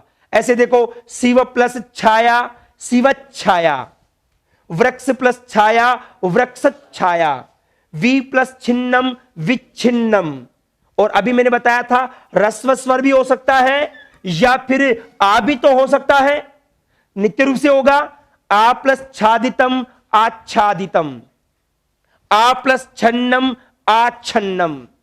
आ प्लस छादनम, आच्छादनम। यहां तक तो नित्य रूप से हो गया। लेकिन यदि पद के अंत में दीर्घ स्वर होना तो विकल्प से होगा। तो यह रूप लक्ष्मी प्लस छाया में यह भी सही है, और यदि नहीं करेंगे तो केवल लक्ष्मी छाया रहा ना, यह भी सही है। दोनों के दोनों सही माने जाएंगे। मैंने क्या बताया था? पद के अंत में यदि दीर्घ स्वर है तो विकल्प से हो जाएगा। लक्ष्मी छाया कर दिया और नहीं किया तो केवल लक्ष्मी छाया भी बन जाएगा। मतलब आपको तो ये ध्यान रखना है, ये बीच में अलग से च एडिशनल दिखे ना तो समझ जाना वो व्यंजन संधि का काम है और तुगागम संधि का काम है। अनुच्छेद विच्छेद सब में बीच में अलग से च दिख रहा है, वो वही बात है। ठीक है, तो ये हमारे पास तुगागम संधि हो गई। और व्यंजन संधि के अंत में हमारे पास एक संधि आती है जिसका नाम है छत्व संधि। सुनो, इसमें क्या है? यहां पे ये जो स है उस स के स्थान पर छ का काम करता है। इस स के स्थान पर छ करना होता है। लेकिन ये स के स्थान पर छ कब होगा? एक बार देख लीजिएगा। यदि 1 2 3 4 पदांत 1 2 3 4, पदांत 1 2 3 4 यदि हो और यह पदांत है, इसका मतलब दूसरे वाला शब्द भी सार्थक होगा। उसके प्रारंभ में जो स है उस स के स्थान पर आप क्या कर देंगे? छ। मतलब दो टुकड़े हैं, दो टुकड़ों में पहले वाले टुकड़े के अंत में तो 1 2 3 4 में से कोई हो और दूसरे वाले टुकड़े के प्रारंभ में स हो। कौन सा स? सलजम वाला स, तालव्य स। तो उसके स्थान पर आपको क्या कर देना है? छ। लेकिन इस स के आगे भी चेक कर लेना कौन से वर्ण हो? अम वर्ण। अम का मतलब या तो स्वर हो या फिर हय वरल हो या फिर पंचम वर्ण हो। इनमें से कोई भी वर्ण आगे हो तो ही आपको स के स्थान पर छ करना होगा। लेकिन जब आपको पता है यदि आगे स है और इधर यदि 1 2 3 4 है तो पहले तो चर्त्व संधि हो जाएगी, और यदि ये दंत्य वाला 1 2 3 4 है तो स्तुत्व भी हो जाएगा। तो पहले वो काम फ्री करके रहेंगे, उसके बाद ही आपको छत्व का कार्य करना होगा। पढ़ लीजिएगा एक बार। पद के अंत में 1 2 3 4 के बाद स्थित स के स्थान पर छ आदेश हो जाता है यदि स के बाद अम वर्ण, अम का मतलब क्या हुआ? स्वर, हय वरल या पंचम वर्ण हो। तो देखो एक उदाहरण रख रहा हूं मैं, इसको समझिए आप अच्छे से।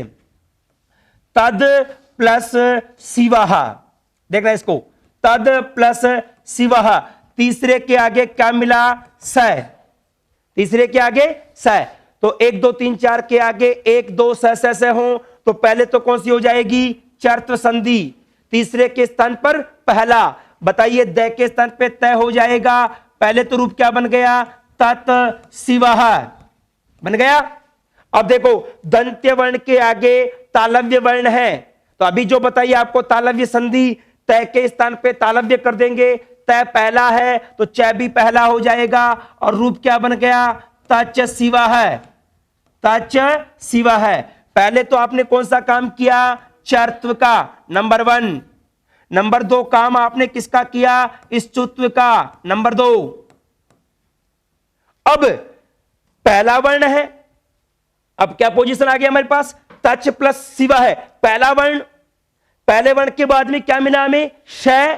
श के बाद में क्या है? ई। श के बाद में क्या है? ई। श के बाद में क्या है? ई। ई आता है स्वर में। तो इस स के स्थान पे 6 कर देंगे और 6 करेंगे तो रूप क्या बन जाएगा? क्या रूप बन जाएगा? तच्छिवः, ये रूप बन जाएगा। और ये जो काम होता है ये काम विकल्प से होता है। तो एक रूप तो ये हो जाएगा तच्छिवः और एक रूप बन जाएगा तत्शिवः।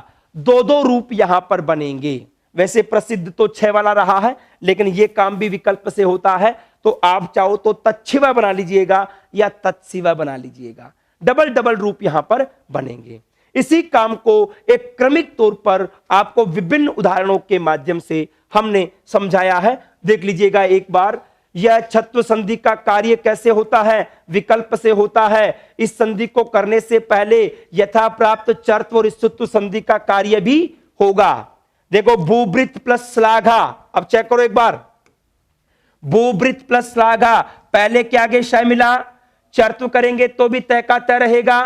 तो पहले तो कर लीजिएगा चय, क्या रूप बन जाएगा? भूभृच, भूभृच श्लाघा। अब देखो, चेक करो एक बार, पद के अंत में पहला वर्ण और उसके आगे क्या मिला? शय, और शय के बाद में क्या है? लय।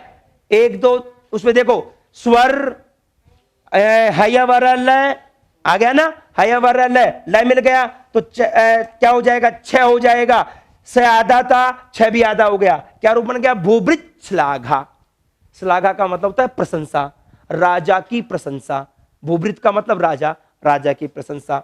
इसी प्रकार से देखो इधर, पहले के आगे क्या मिला? स, पहले के स्थान पे वापस पहला। अब दंत्य के आगे तालव्य, पहले तो कर लीजिएगा च, क्या रूप बन जाएगा? यावच, आगे क्या है? सक्यम। अब देखो, च के आगे श, श के बाद में ए कौन सा है? स्वर, तो स को क्या कर देंगे? 6, रूप क्या बन जाएगा? यावत छक्यम। क्या रूप बन जाएगा? यावत छक्यम। इस प्रकार से इस संधि को कहा जाता है छत्व संधि। और देख लीजिएगा, जगत प्लस शांति, देखो पहले तो चर्त्व करेंगे, तय का तय रह गया, फिर चय कर लेंगे जगत, और आगे स के बाद में क्या है? आ, स्वर में आता है, 6 हो जाएगा, जगत शांति ही। श्रीमत प्लस शरणम, पहले के आगे स, चर्त्व करेंगे, तय को तय हो जाएगा, और तय के स्थान पे चय हो जाएगा तालव्य संधि से, श्रीमच्छ, और छह को क्या हो जाएगा? 6, क्या रूप बन जाएगा? श्रीमच्छरणम। मच्छर मत कर देना, श्री प्लस मच्छर कर दो कहीं आप, श्रीमत प्लस शरणम।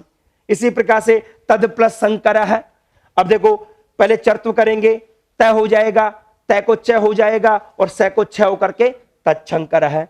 तद प्लस शांति, तत्शांति। उद प्लस शिष्ट है, उच्छिष्ट है। ये सेम प्रोसेस इन सभी उदाहरणों के अंदर आपको रखनी होगी। इस प्रकार से हमारे पास ये जो व्यंजन संधि की प्रक्रिया थी, इस व्यंजन संधि की प्रक्रिया को हमने विभिन्न 11 प्रकरणों में, 10-11 प्रकरणों में बांट करके इसको रखा है। स्वर संधि भी हमारे पास 7 तो संधियों के नामकरण, एक गो वाला प्रकरण, कुल मिलाकर के कितने प्रकरण हो गए थे? 8। और यहां पे व्यंजन संधि के प्रसंग में कुल मिलाकर के कितने प्रकरण हो गए? 11। 8 और 11 क्रमशः 8 और 11 प्रकरणों को बांट करके हमने जो हमारी क्रमिक तौर पर स्वर संधि और व्यंजन संधि के प्रकरणों को रखा है। इस प्रकार से ये हमारे जो विशिष्ट प्रकरण थे उनको हमने यहां पर लिया है। अब आते हैं हम आगामी प्रसंग की ओर। हमारे पास अंतिम संधि आती है विसर्ग संधि। वर्णमाला के दौरान ही मैं आपको बता चुका था ऊष्म वर्णों की कुल मिलाकर के 8 गतियां होती है, और तब मैंने आपको यह भी बताया था विसर्ग संधि में कुल मिलाकर के 8 प्रकार के काम होंगे। वो 8 प्रकार के काम ही विसर्ग संधि के कार्य माने जाते हैं, और वो 8 कौन कौन से काम हैं आपको हम बता भी चुके। आपको ध्यान हो तो देख लीजिएगा कौन कौन से काम थे, बताइए। देखो, एक तो विसर्ग, विसर्ग का विसर्ग रहना, एक अर्ध विसर्ग होना, एक श, स, र, ओ, या फिर विसर्ग का लोप। कुल मिलाकर के 8 काम। इन 8 कामों को विसर्ग संधि का काम कहा जाता है। अब सुन लीजिएगा क्या है।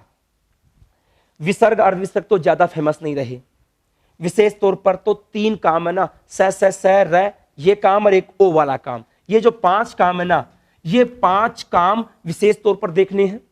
वो कौन कौन सी जगह? अब आपने देखा होगा कहीं पर तो तालव्य से आ जाता है विसर्ग के स्थान पर। जैसे मान लो मैं 1-2 उदाहरण रख रहा हूं, आप उससे कुछ चीज समझने की कोशिश करना। देखो, नमस्ते, अब बताओ यहां पे क्या था? स आया ना, कौन सा स है? दंत्य स, ठीक है, ये तो दंत्य से आ गया। और नमः शिवाय, नमः शिवाय, अब बताओ श कौन सा आया? चलो इस उदाहरण को भी मत रखो, या फिर यहां पर रख लीजिएगा, जैसे मनश्च, अब बताओ श कौन सा आया? तालव्य से आया। और एक उदाहरण लेता हूं मैं, यहां पर कोई भी प्रसंग रख लूं, जैसे यहां पर मोहनस षष्ठः, मोहनस षष्ठः, अब देखो, या फिर इसको भी रहने दीजिएगा, जैसे धनुष टंकार है, धनुष टंकार है। अब एक चीज चेक करो आप, विशेष तौर पर यहां पे स्लेट वाला स, यहां पे सलजम वाला स, और यहां पे षटकोण वाला स। आपको यही चीज चेक करनी है, तीनों स में से कौन कौन सी जगह किस प्रकार का स आएगा। और कुछ जगह आपने देखा होगा र, वो र कौन कौन सी जगह आएगा। और एक काम है ओ। इन सभी कामों को क्रमिक तौर पर हम ले रहे हैं। चलो, विसर्ग संधि के काम को समझने के लिए आपको 2 भाग डिवाइड करने होंगे। एक तो क्या काम करना होगा, सबसे पहले तो हम ऐसे वर्णों को रख रहे हैं जिनके विसर्ग के आगे 1, 2 या स हों। वही यत्नों में बताया था ना, 1, 2 स को अलग कर लो, और बाकी क्या बच गए? 3, 4, 5 हय वर लय स्वर, उनको अलग रखेंगे। तो सबसे पहले तो 1, 2 स विसर्ग के आगे, विसर्ग के आगे यदि 1, 2 स हैं तो क्या करना है? विसर्ग के आगे 1, 2 या स हैं तो क्या करना है? देख लीजिएगा, विसर्ग के आगे 1, 2 या स के होने पर, अब बताओ कितनी बात हो गई? 1, 2 पांचों वर्गों के 1, 2 1, 2, तो 5 पोजीशन तो ये लेंगे। फिर लास्ट में श तीनों प्रकार का स, उसकी पोजीशन को लेंगे। तो कब कब क्या करना है सुन लीजिएगा। आपको वर्णमाला में मैंने बताया था, क ख से पहले अर्धविसर्ग होता है, जिसको हम क्या कहते हैं? जिह्वा मूलीय। और एक प फ से पहले अर्धविसर्ग होता है, उसको क्या कहते हैं? उपध्मानीय। सुनो, अब क्रमिक तौर पर लेके चल रहा हूं। नंबर 1 पोजीशन आती है विसर्ग के आगे, सबसे पहला वर्ग क वर्ग, उसके 1, 2 क ख। विसर्ग के आगे यदि क ख मिले तो आपको एक बार विसर्ग का विसर्ग और एक बार अर्धविसर्ग करना है। देखो इधर, बालक है क्रीडति, बालक है क्रीडति, श्रमिक है खनति, मन है कामना, कै ख। तो एक बार विसर्ग का विसर्ग रहेगा और एक बार विसर्ग की जगह अर्ध विसर्ग हो जाएगा, अर्थात यहां पे डबल डबल रूप शुद्ध होंगे। जब ये अर्ध विसर्ग होगा तो इसको हम क्या कह देंगे? जिह्वा मूलीय कह देंगे, क्योंकि आगे कै या ख ना। मतलब ये हुआ, विसर्ग के आगे यदि कै ख मिले तो एक बार विसर्ग एक बार अर्ध विसर्ग होगा। और ऐसे ही आगे जब पैफे आएगा ना, तब भी एक बार विसर्ग एक बार अर्ध विसर्ग होगा। तो सबसे पहले कै ख और पैफे दोनों में एक बार विसर्ग एक बार अर्ध विसर्ग होगा, नंबर 1। नंबर 2 पोजीशन हमारे पास आई, विसर्ग के आगे क्या हो? छ या छ। दूसरा वर्ग क्या आ गया हमारे पास? छ वर्ग वाला आ गया। अब सुनो, सीधी सी बात याद रखना, आपको तो क्लियर कट। विसर्ग के आगे वाला 1, 2 वर्ण कैसा है ये चेक कर लो। विसर्ग के आगे यदि पहला दूसरा वर्ण स 3 प्रकार का होता है ना, कौन कौन सा? दंत्य, तालव्य, मूर्धन्य। यदि आगे वर्ण भी तालव्य हो तो इसके स्थान पर स भी कैसा होगा? तालव्य। आगे यदि वर्ण मूर्धन्य हो तो स भी कौन सा होगा? मूर्धन्य। और आगे यदि वर्ण दंत्य हो तो स भी कौन सा होगा? दंत्य। बस सीधी सी बात ये याद रख लेना। अब देखो च छ कैसे वर्ण है? इचु यसा नाम तालु, तालव्य है तो स भी कौन सा होगा? तालव्य। देख लो, मनस प्लस चेतना, मनश्चेतना। यहां पे संधि विच्छेद में मनः भी आ सकता है, अभी मैं बताऊंगा। ऐसे ही हरि प्लस चंद्र है, हरिश्चंद्र है। मनः प्लस चिकित्सा, क्या रूप बन जाएगा? मनस चिकित्सा। पुनः प्लस चय, पुनश्चय। वृक्ष प्लस छादयति, वृक्षश्छादयति।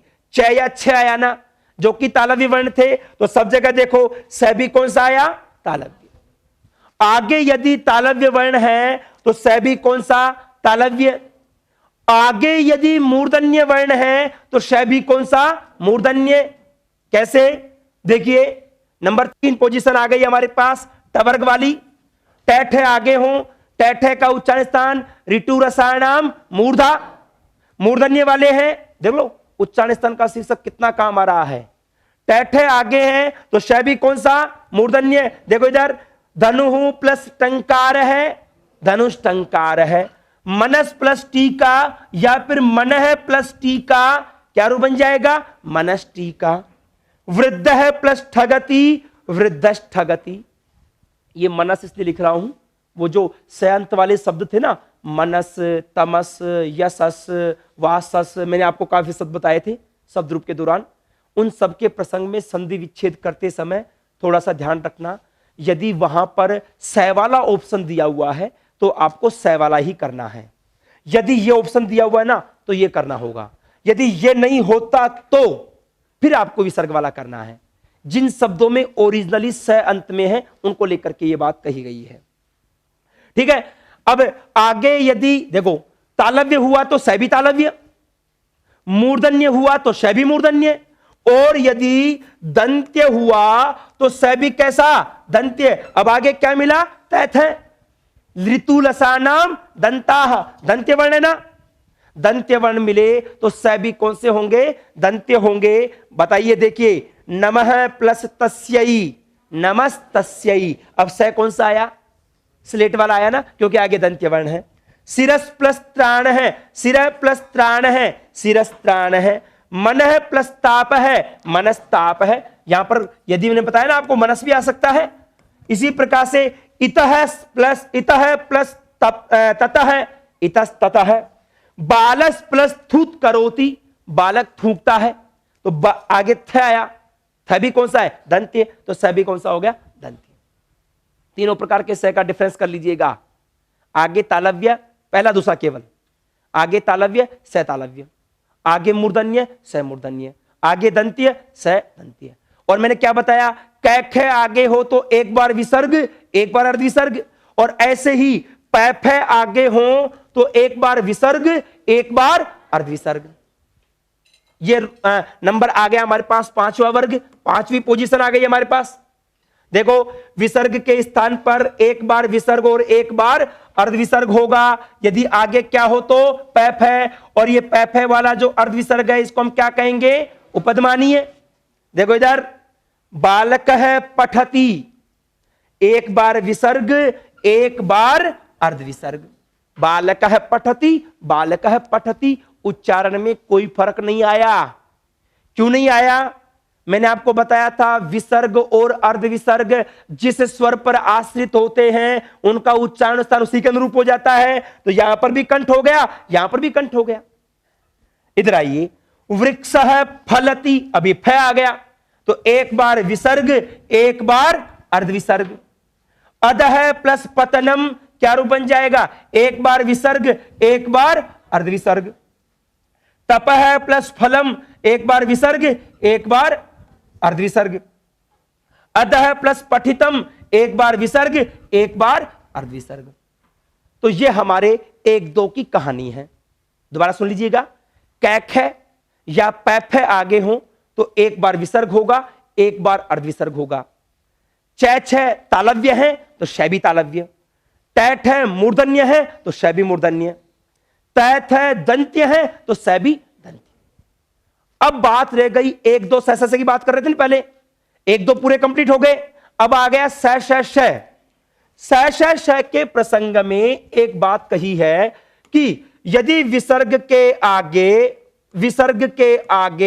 यदि स हो तो देखिए विसर्ग के आगे आपको क्या मिल रहा है, स।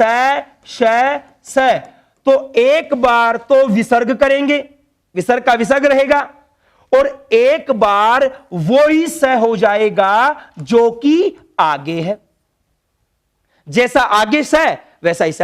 दो प्रकार से रूप बनेंगे, एक बार तो केवल विसर्ग का, और एक बार यदि श करेंगे तो वही स करेंगे, दोनों सही माने जाएंगे। देखो इधर प्रातः प्लस स्मरणम, तो एक बार तो वही स कर दिया, प्रातः स्मरणम डबल स हो गया ना, स्मरण का स था और एक स कर दिया। या फिर प्रातः स्मरणम विसर्ग रह गया। इधर देखो दुह प्लस शासनम, या तो श करेंगे दुशासनम, या फिर विसर्ग का विसर्ग रहेगा। यशः प्लस शरीर है, या तो श करेंगे यश शरीर, या फिर यश शरीर। ऐसे ही द्वितीय सकार है, या तो विसर्ग का विसर्ग रहेगा या फिर मूर्धन्य से हो जाएगा, द्वितीय सकार है। मतलब विसर्ग के आगे यदि श हो तो एक बार तो विसर्ग का विसर्ग रह जाएगा, वो भी सही है, और एक बार वो ही स होगा जो कि आगे है। इस प्रकार से इन सभी कार्यों को आप विसर्ग संधि का कार्य मानते हैं। तो बताओ कौन कौन से काम हो गए, स श विसर्ग अर्धविसर्ग, 5 ही काम हुए। पोजीशन तो 6 आ गई, लेकिन काम केवल कितने हुए, 5। श विसर्ग और अर्धविसर्ग, 5 काम हो गए। सुनो, और ये कब हुए, जब 1 2 स आगे है तो। अब 1 2 स के अलावा कुछ बचा हुआ है क्या, क्या क्या बचे हुए हैं, 3 4 5 हय वरल या स्वर, ये बचे हुए हैं। यदि विसर्ग के आगे 3 4 5 हय वरल या स्वर के प्रसंग की बात हो, वहां तक पहुंचने से पहले इन्हीं के प्रकरण में कुछ अपवाद है, उनको मैं देख लेता हूं पहले। अभी जो बातें बताई ना उसमें कुछ अपवाद है और ये आपको याद रखने पड़ेंगे।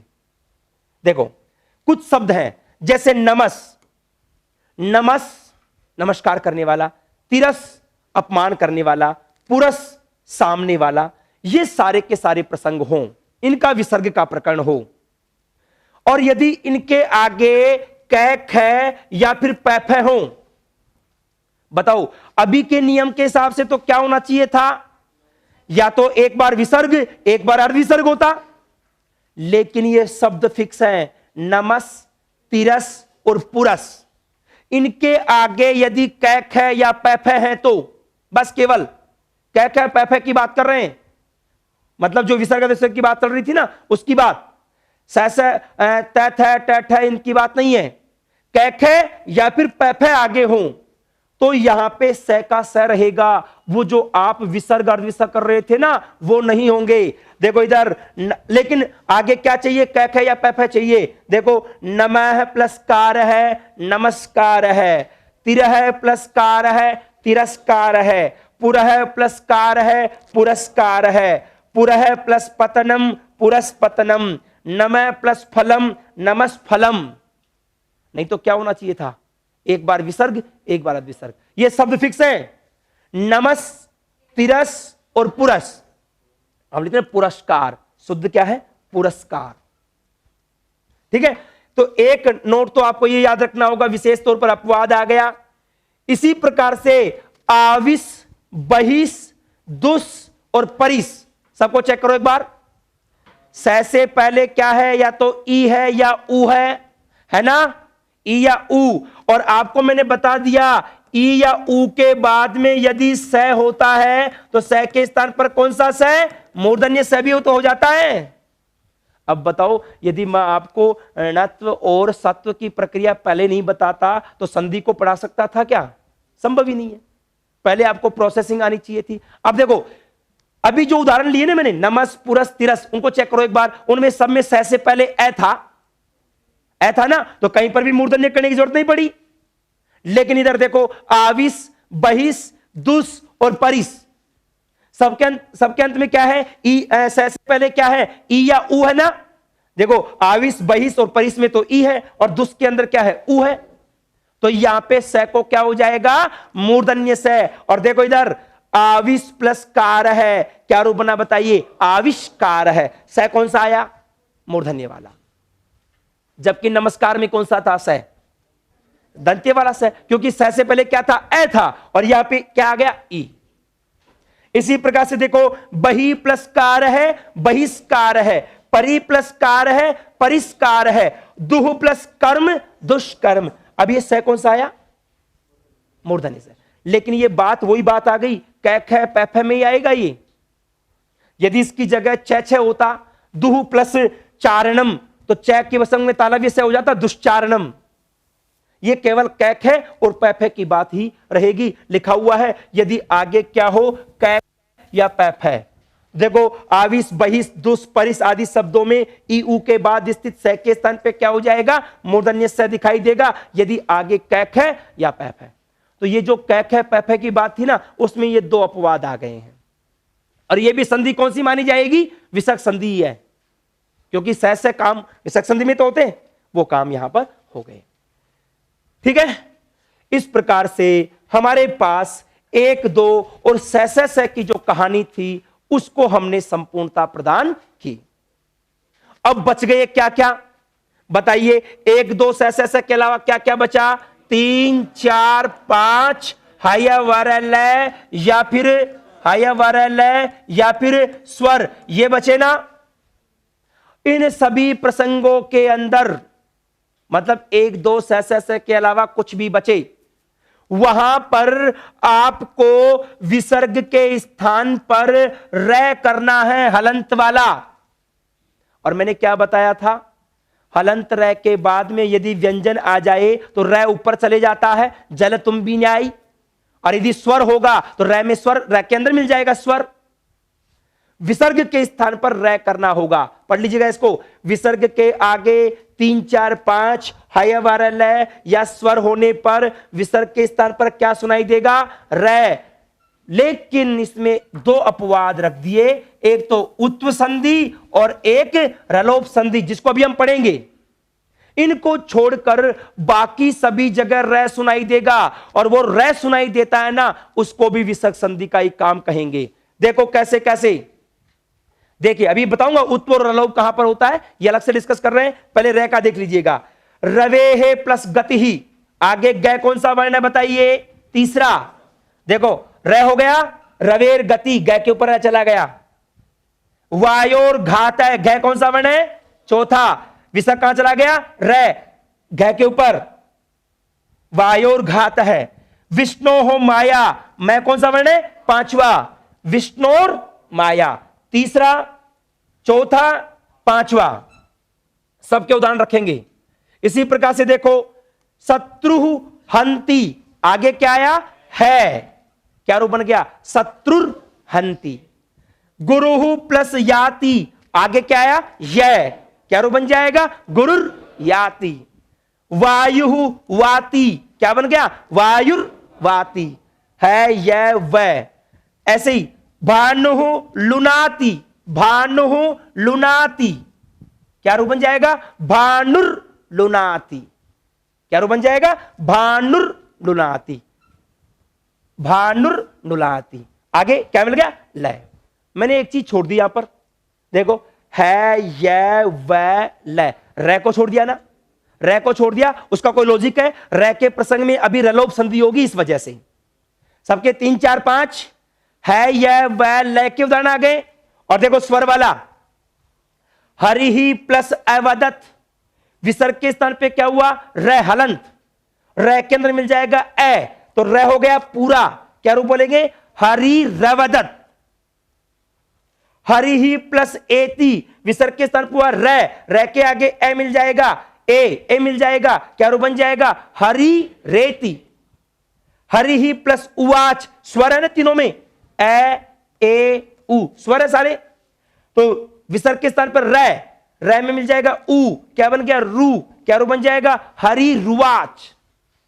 इस प्रकार से हमारे कुल मिलाकर के 3 4 5 हय वर ल या स्वर के होने पर आपको क्या सुनाई देगा? र। गद्यांश पद्यांश में इसकी संभावना ज्यादा रहती है र सुनाई देना। तो वो र वाला जो प्रकरण है ना, र वाले प्रकरण को आप विसर्ग संधि में मानेंगे। और आप ऐसे भी मान सकते हैं जो र वाला प्रसंग था उसकी जगह संधि विच्छेद करते समय विसर्ग लगा लीजिएगा।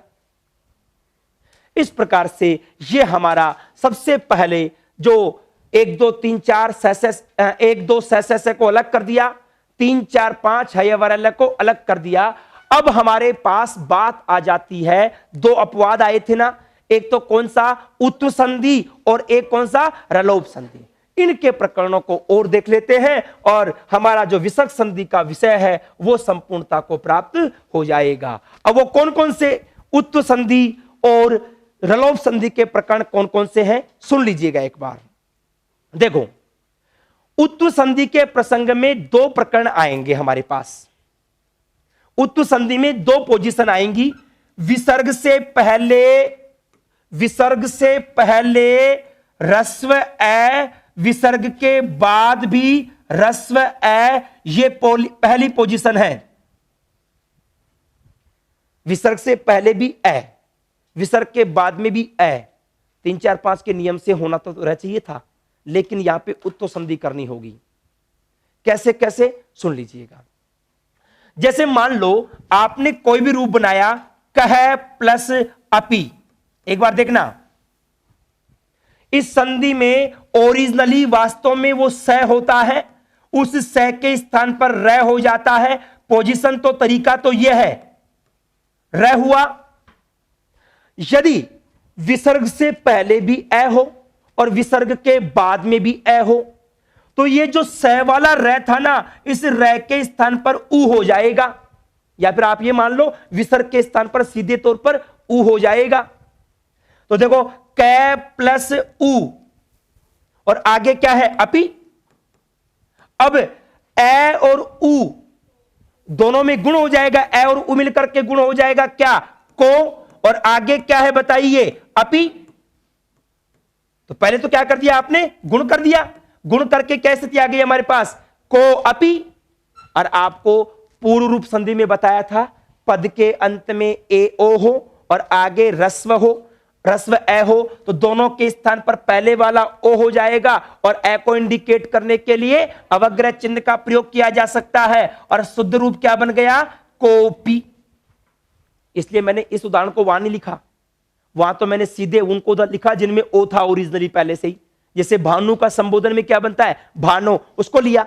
यहां पर आपको विसर्ग से पहले भी ए हो और विसर्ग के बाद में भी ए हो, तो यहां पर आप जो विसर्ग था इसके स्थान पे उ करेंगे, इसलिए संधि का नाम क्या रख दिया गया?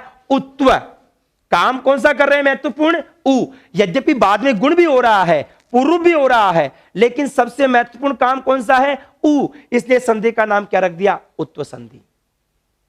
और वैसे तो सूत्र की आपको आवश्यकता नहीं है, इस काम को सूत्र बताने वाला है अतो रो रेप्लुताद प्लुते, एप्लुताद एप्लुते। सूत्र को कोई विशेष आवश्यकता नहीं है, यह सूत्र के माध्यम से यह काम होता है। अब सुनो, एक बार इसको पढ़िए। विसर्ग या स से पहले या बाद में ए के होने पर आदेश हुए र के स्थान पर उ आदेश हो जाता है। पहले या बाद में नहीं है, पहले और बाद में दोनों तरफ ए। या की जगह क्या कर लेंगे? और। पहले और बाद में दोनों तरफ ए चाहिए। देखो इधर, विसर्ग से पहले भी ए चाहिए, विसर्ग के बाद में भी ए चाहिए। आदेश जो र था ना, र के स्थान पे क्या हो गया? उ। इसलिए इस कार्य को क्या कहते हैं हम? उत्व संधि का कार्य। और उत्व संधि का कार्य करने के बाद यथा प्राप्त गुण और पूर्व रूप एकादेश का जो कार्य है वो भी हो गया। और इस प्रकार से ये कह प्लस अपि से रूप क्या बन गया? कोपी। एक चीज ध्यान रखना, इस संधि में विशेष तौर पर ध्यान रख लेना, यदि संधि विच्छेद करते समय आपके पास दो ऑप्शन दे, एक तो विसर्ग वाला ऑप्शन दे और एक स वाला ऑप्शन दे, तो आपको स वाले ऑप्शन को ज्यादा महत्वपूर्ण मानना है। यदि दोनों ऑप्शन भी देने एक साथ, तो स वाले ऑप्शन को करना। और यदि स वाला नहीं दे रखा है तो फिर विसर्ग वाला करना। इस संधि के प्रसंग में विच्छेद करते समय यह चीज अवश्य तौर पर ध्यान रखना। चलो कैसे कैसे, मैं कुछ उदाहरण आपके सामने रख लेता हूं। देखो इधर अन्य है प्लस अन्य है, विसर्ग से पहले क्या है ए, विसर्ग के बाद में भी क्या है ए। तो ये वास्तव में देखा जाए तो ये जो विसर्ग था इसके स्थान पे क्या हो जाएगा ऊ, और आगे क्या है अन्य, ए और ऊ में गुण हो गया ओ, क्या रूप बन गया अन्यो, और आगे क्या है अन्य, पूर्व रूप हो जाएगा और रूप क्या बन जाएगा अन्योन्य। मैंने आपको एक बात बताई थी, अवग्रह चिन्ह लगाया जा सकता है। यदि आप अन्योन्य ये लिखते हैं ना तो भी गलत नहीं है, और यदि आप अवग्रह लगा करके लिखते हैं तो भी गलत नहीं है। इसी प्रकार से देखो मनस प्लस अनुसार है, ये स के स्थान पे र के स्थान पे ऊ हो जाएगा, मन मन ऊ, और आगे क्या है अनुसार है। अब देखना ए और ऊ में गुण हो जाएगा, क्या गुण होगा ओ, मनो, और आगे क्या है अनुसार है, क्या रूप बन जाएगा पूर्व रूप होकर के क्या रूप बनेगा मनोनुसार है। आप चाहो तो अवग्रह लगा दीजिएगा और नहीं लगाओ मनोनुसार है, ये भी सही है। अवग्रह लगाओ तो भी ठीक, नहीं लगाओ तो भी ठीक।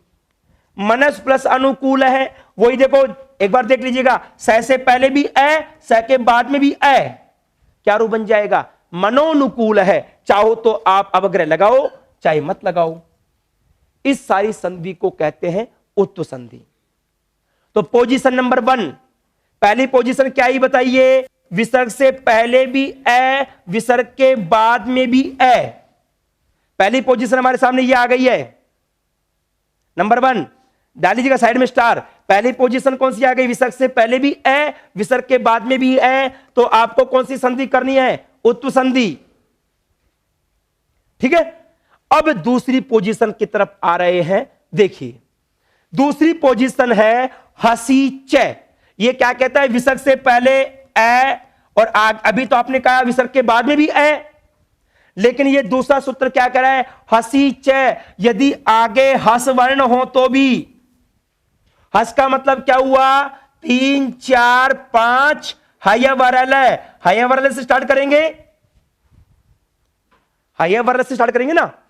यदि विसर्ग के आगे, विसर्ग से पहले तो रस्व ए हो और विसर्ग के बाद में 3 4 5 हयवरल हो, मतलब 1 2 स के अलावा सारे, तो फिर आपको वही जो प्रोसेस था ना उस र के स्थान पे क्या कर देंगे ऊ कर देंगे, और इधर ए है, ए और ऊ मिलकर के गुण क्या हो जाएगा ओ। लेकिन अब आगे रस्व ए नहीं है, इसलिए पूर्ण रूप करने की आवश्यकता नहीं रहेगी, केवल कौन सा काम कर देंगे गुण। देखो इधर विसर्ग के पहले ए और विसर्ग के बाद में हस वर्णों के होने पर, हस वर्ण कौन से हो गए 3 4 5 हयवरल के होने पर विसर्ग के स्थान पर जो र था ना उस र के स्थान पे क्या हो जाएगा ऊ, और ए और ऊ मिलकर के गुण क्या हो जाएगा ओ। अब देखो क्या चाहिए आगे 3 4 5 हयवरल, 3 4 5 हयवरल चाहिए केवल। कैसे कैसे, देखो मैं एक उदाहरण यहां पर रख लेता हूं। सबसे पहले आपके पास मनस प्लस गति ही, मैंने आपको बताया इस संधि में यदि आपके पास संधि विच्छेद आए विसर्ग और स वाले में से, तो आपको स वाले को प्राथमिकता देनी है। यदि यहां पर स वाला नहीं होता तो सब जगह मन है प्लस गति इस तरह का होता, तो आप चाहो तो एक जगह ब्रैकेट बना सकते हो मन है प्लस गति। यदि ये नहीं होगा तो सबके अंदर क्या आ जाएगा मन है प्लस गति आ जाएगा, मन है मन है मन है। अब आगे क्या चाहिए हमें, देखो इधर मनस प्लस गति, ओरिजिनली जो स था स के स्थान पर रह होता है। अब देखो यहां पे विसर्ग से या स से पहले ए है और आगे ग कौन सा वर्ण है तीसरा, तो ये जो स के स्थान पे रह हुआ था इस रह के स्थान पे क्या हो जाएगा ऊ, और आगे कौन सा वर्ण है तीसरा वर्ण है, तो ए और ऊ मिलकर के गुण हो जाएगा, क्या गुण हो जाएगा ओ, और रूप क्या बन गया मनो, और आगे क्या है गति, मिलाकर के लिखेंगे क्या रूप बन जाएगा मनोगति ही। अब देखो हम दैनिक जीवन में काफी बोलते हैं, आप बोलते हैं मनोकामना, मनोकामना शब्द गलत है, क्योंकि मनोकामना क है ना, क तो पहला वर्ण है, पहले वर्ण क ख के प्रसंग में तो मैंने क्या बताया, एक बार विसर्ग एक बार अर्ध विसर्ग। हम क्या करते हैं, मनो ये और ये मनो वाला प्रसंग था ना, उसके अकॉर्डिंग कर देते हैं।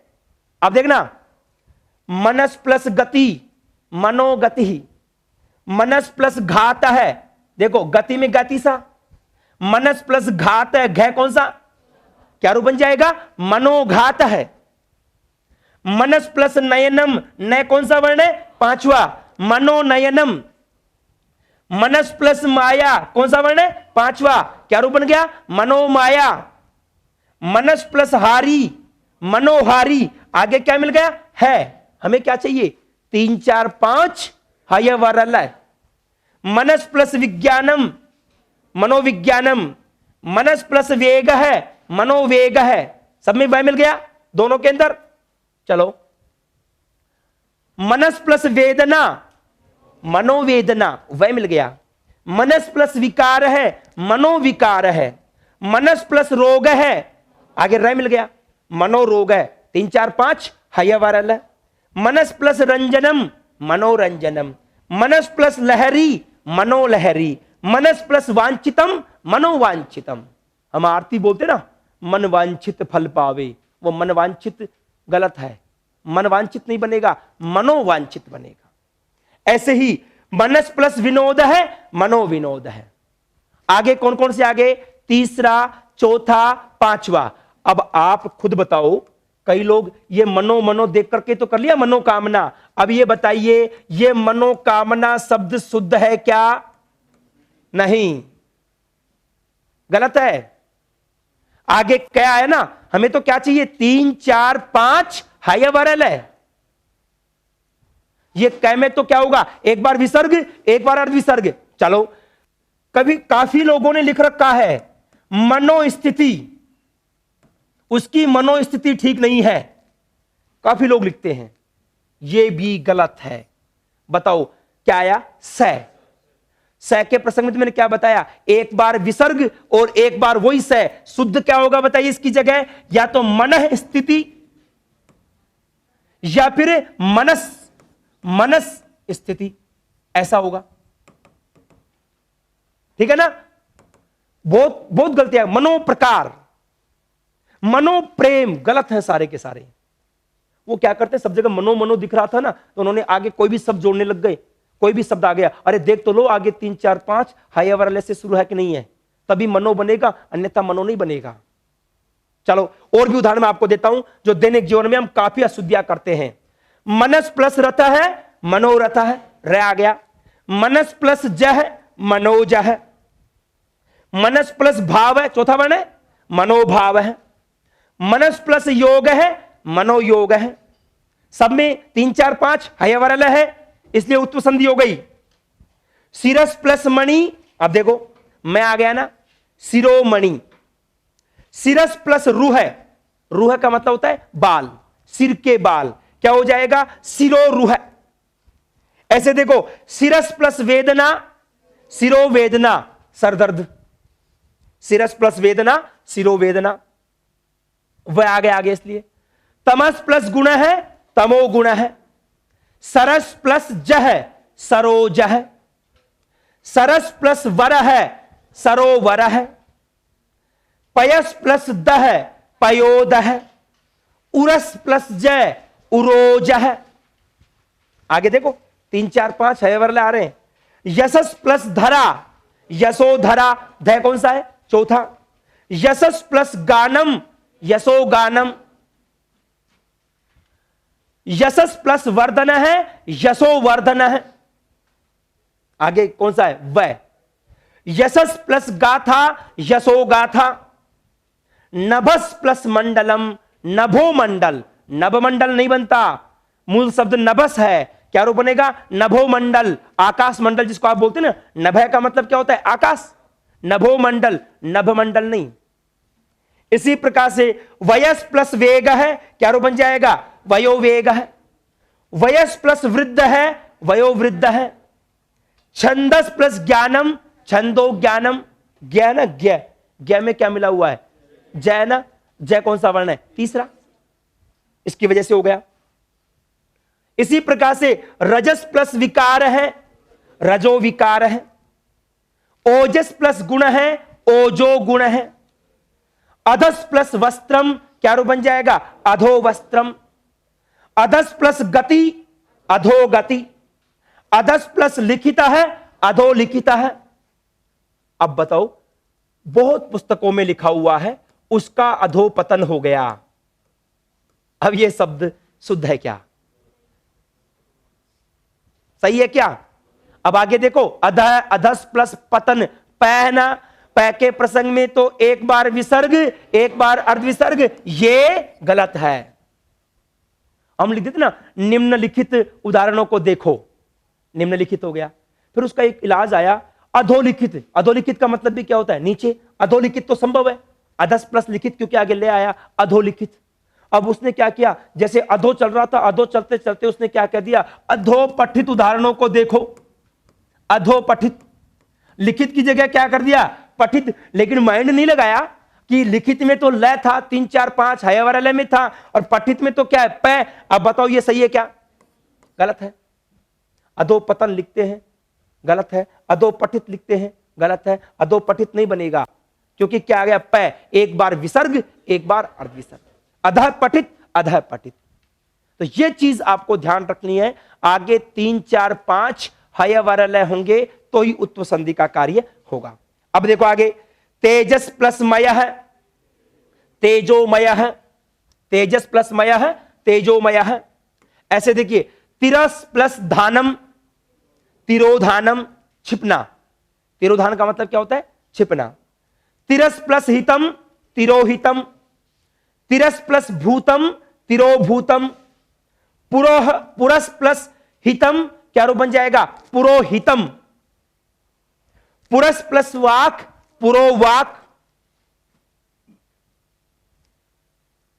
इस प्रकार से आपने देखा, आगे यदि 3 4 5 हयवर लय हो तभी जाकर के आप उत्व संधि का काम करेंगे, अन्यथा उत्व संधि का काम नहीं करेंगे। मतलब उत्व में 2 पोजीशन आ गई, या तो विसर्ग से पहले भी ए और बाद में भी ए, ये काम होगा, या फिर विसर्ग से पहले ए तो होगा ही होगा, आगे कौन से वर्ण चाहिए? हस। ये 2 पोजीशन है, इन 2 पोजीशन में आपको उत्व संधि का काम करना है। ठीक है, तो ये सारी बातें आपको माइंड में सेट रखनी होंगी। अब एक बात और सुनिए, मैंने आपको यह नहीं कहा सीधे तौर पर कि विसर्ग के स्थान पे ऊ हो जाएगा। मैंने एक चीज बार बार कही कि जो ओरिजिनली स था, स के स्थान पे र हुआ, र के स्थान पे ऊ हुआ, ये कहा ना। मैं सीधे भी कह सकता था कि विसर्ग के स्थान पे क्या हो जाता है? ऊ हो जाता है। कहने को दृष्टिकोण से तो इजी होता, लेकिन सुनो, कुछ अव्यय ऐसे हैं जिनमें ओरिजिनल स नहीं होता बल्कि ओरिजिनल ही र होता है पहले से ही। 3 अव्यय याद रखना, प्रातर, पुनर और अंतर। ये 3 अव्यय हैं जिसको आप बोलते क्या है? प्रातः है, विसर्ग बोलते ना, पुनः है या अंतः है बोलते हैं। वहां पर विसर्ग दिख रहा है आपको, और कहीं वहां पे कंफ्यूज हो जाओ तो ध्यान रख लेना। पहले ये प्रातर पुनर अंतर के अंदर ये जो र है ना, ये मौलिक र है, ओरिजिनल र है, ये स वाला र नहीं है। इसलिए इन 3 शब्दों के प्रसंग में ये 3 4 5 हयवर लय आगे रहे ना तो उत्व संधि का कार्य नहीं होगा, र का र ही रहेगा। इधर देखो, प्रातः प्लस अपि। वैसे तो नियमानुसार तो विसर्ग से पहले ए था और आगे भी ए था, पोजीशन नंबर 1 से उत्व संधि होनी चाहिए थी, लेकिन नहीं होगी इन 3 शब्दों में।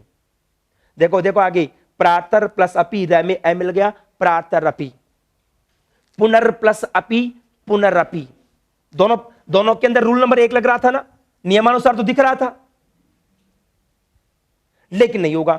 अंतर प्लस वेदना, अब आगे वह मिल गया हयवर लय, तो यहां पर क्या बनता? अंतो वेदना बनता ना, जैसे सिरो वेदना बना। लेकिन ये अंतर प्रातर पुनर में ये काम नहीं होगा। अंतर का रह गया, वो र हलन था, आगे वाले पे चला गया, क्या रूप बन गया? अंतर्वेदना। इसी प्रकार से और भी प्रसंग आप रख सकते हैं यहां पर, और भी प्रकरण यदि कोई हो, प्रातर पुनर अंतर का आ गया, और भी प्रसंग यदि कोई रखना हो तो आप यहां पे रख सकते हैं। अंतर्वात, अंदर की वायु, अंदर पुनर्वायु, अंदर पुनः वायु, कोई भी प्रसंग 3 4 5, पुनर्गति, यहां पर रख सकता हूं पुनः प्लस गति ही। अब गए तो तीसरा वर्ण है ना, लेकिन फिर भी उत्तर संधि नहीं होगी, रे का रे रहेगा और रूप क्या बनेगा, पुनर्गति ही। ठीक है, ऐसे ही प्रातः प्लस गच्छति, प्रातर गच्छति, रे का रे रहेगा। तो ये 3 शब्द याद रखना, प्रातर, पुनर और अंतर के प्रसंग में उत्तर संधि का काम नहीं होगा। क्लियर?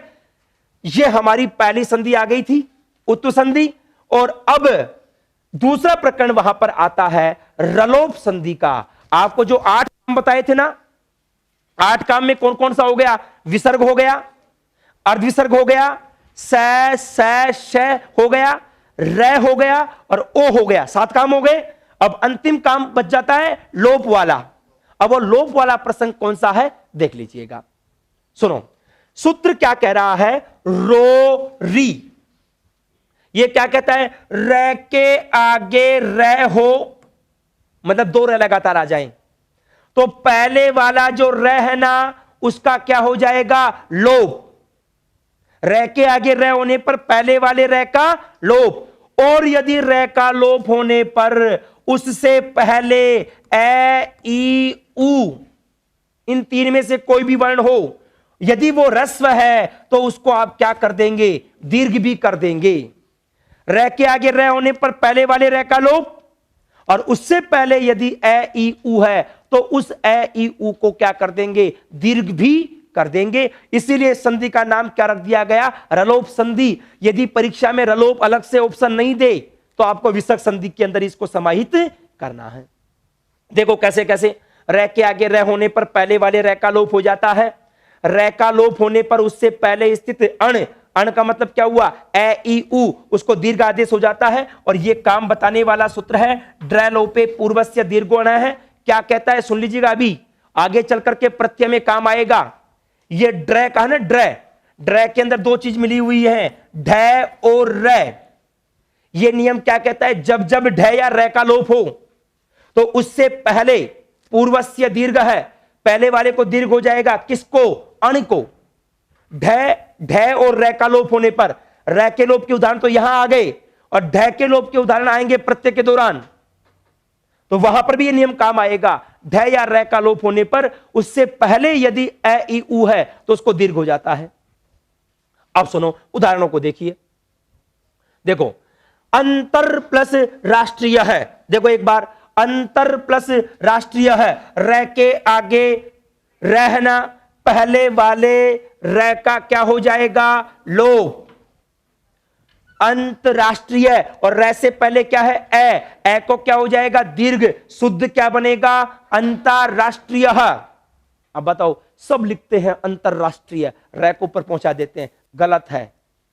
शुद्ध क्या है, अंतरराष्ट्रीय। और एक बात ध्यान रखना, राष्ट्रीय के अंदर भी शुद्ध ई छोटे वाला माना जाता है, यद्यपि प्रत्यय अलग होकर के ई बड़ा भी सही हो जाता है, राष्ट्रीय।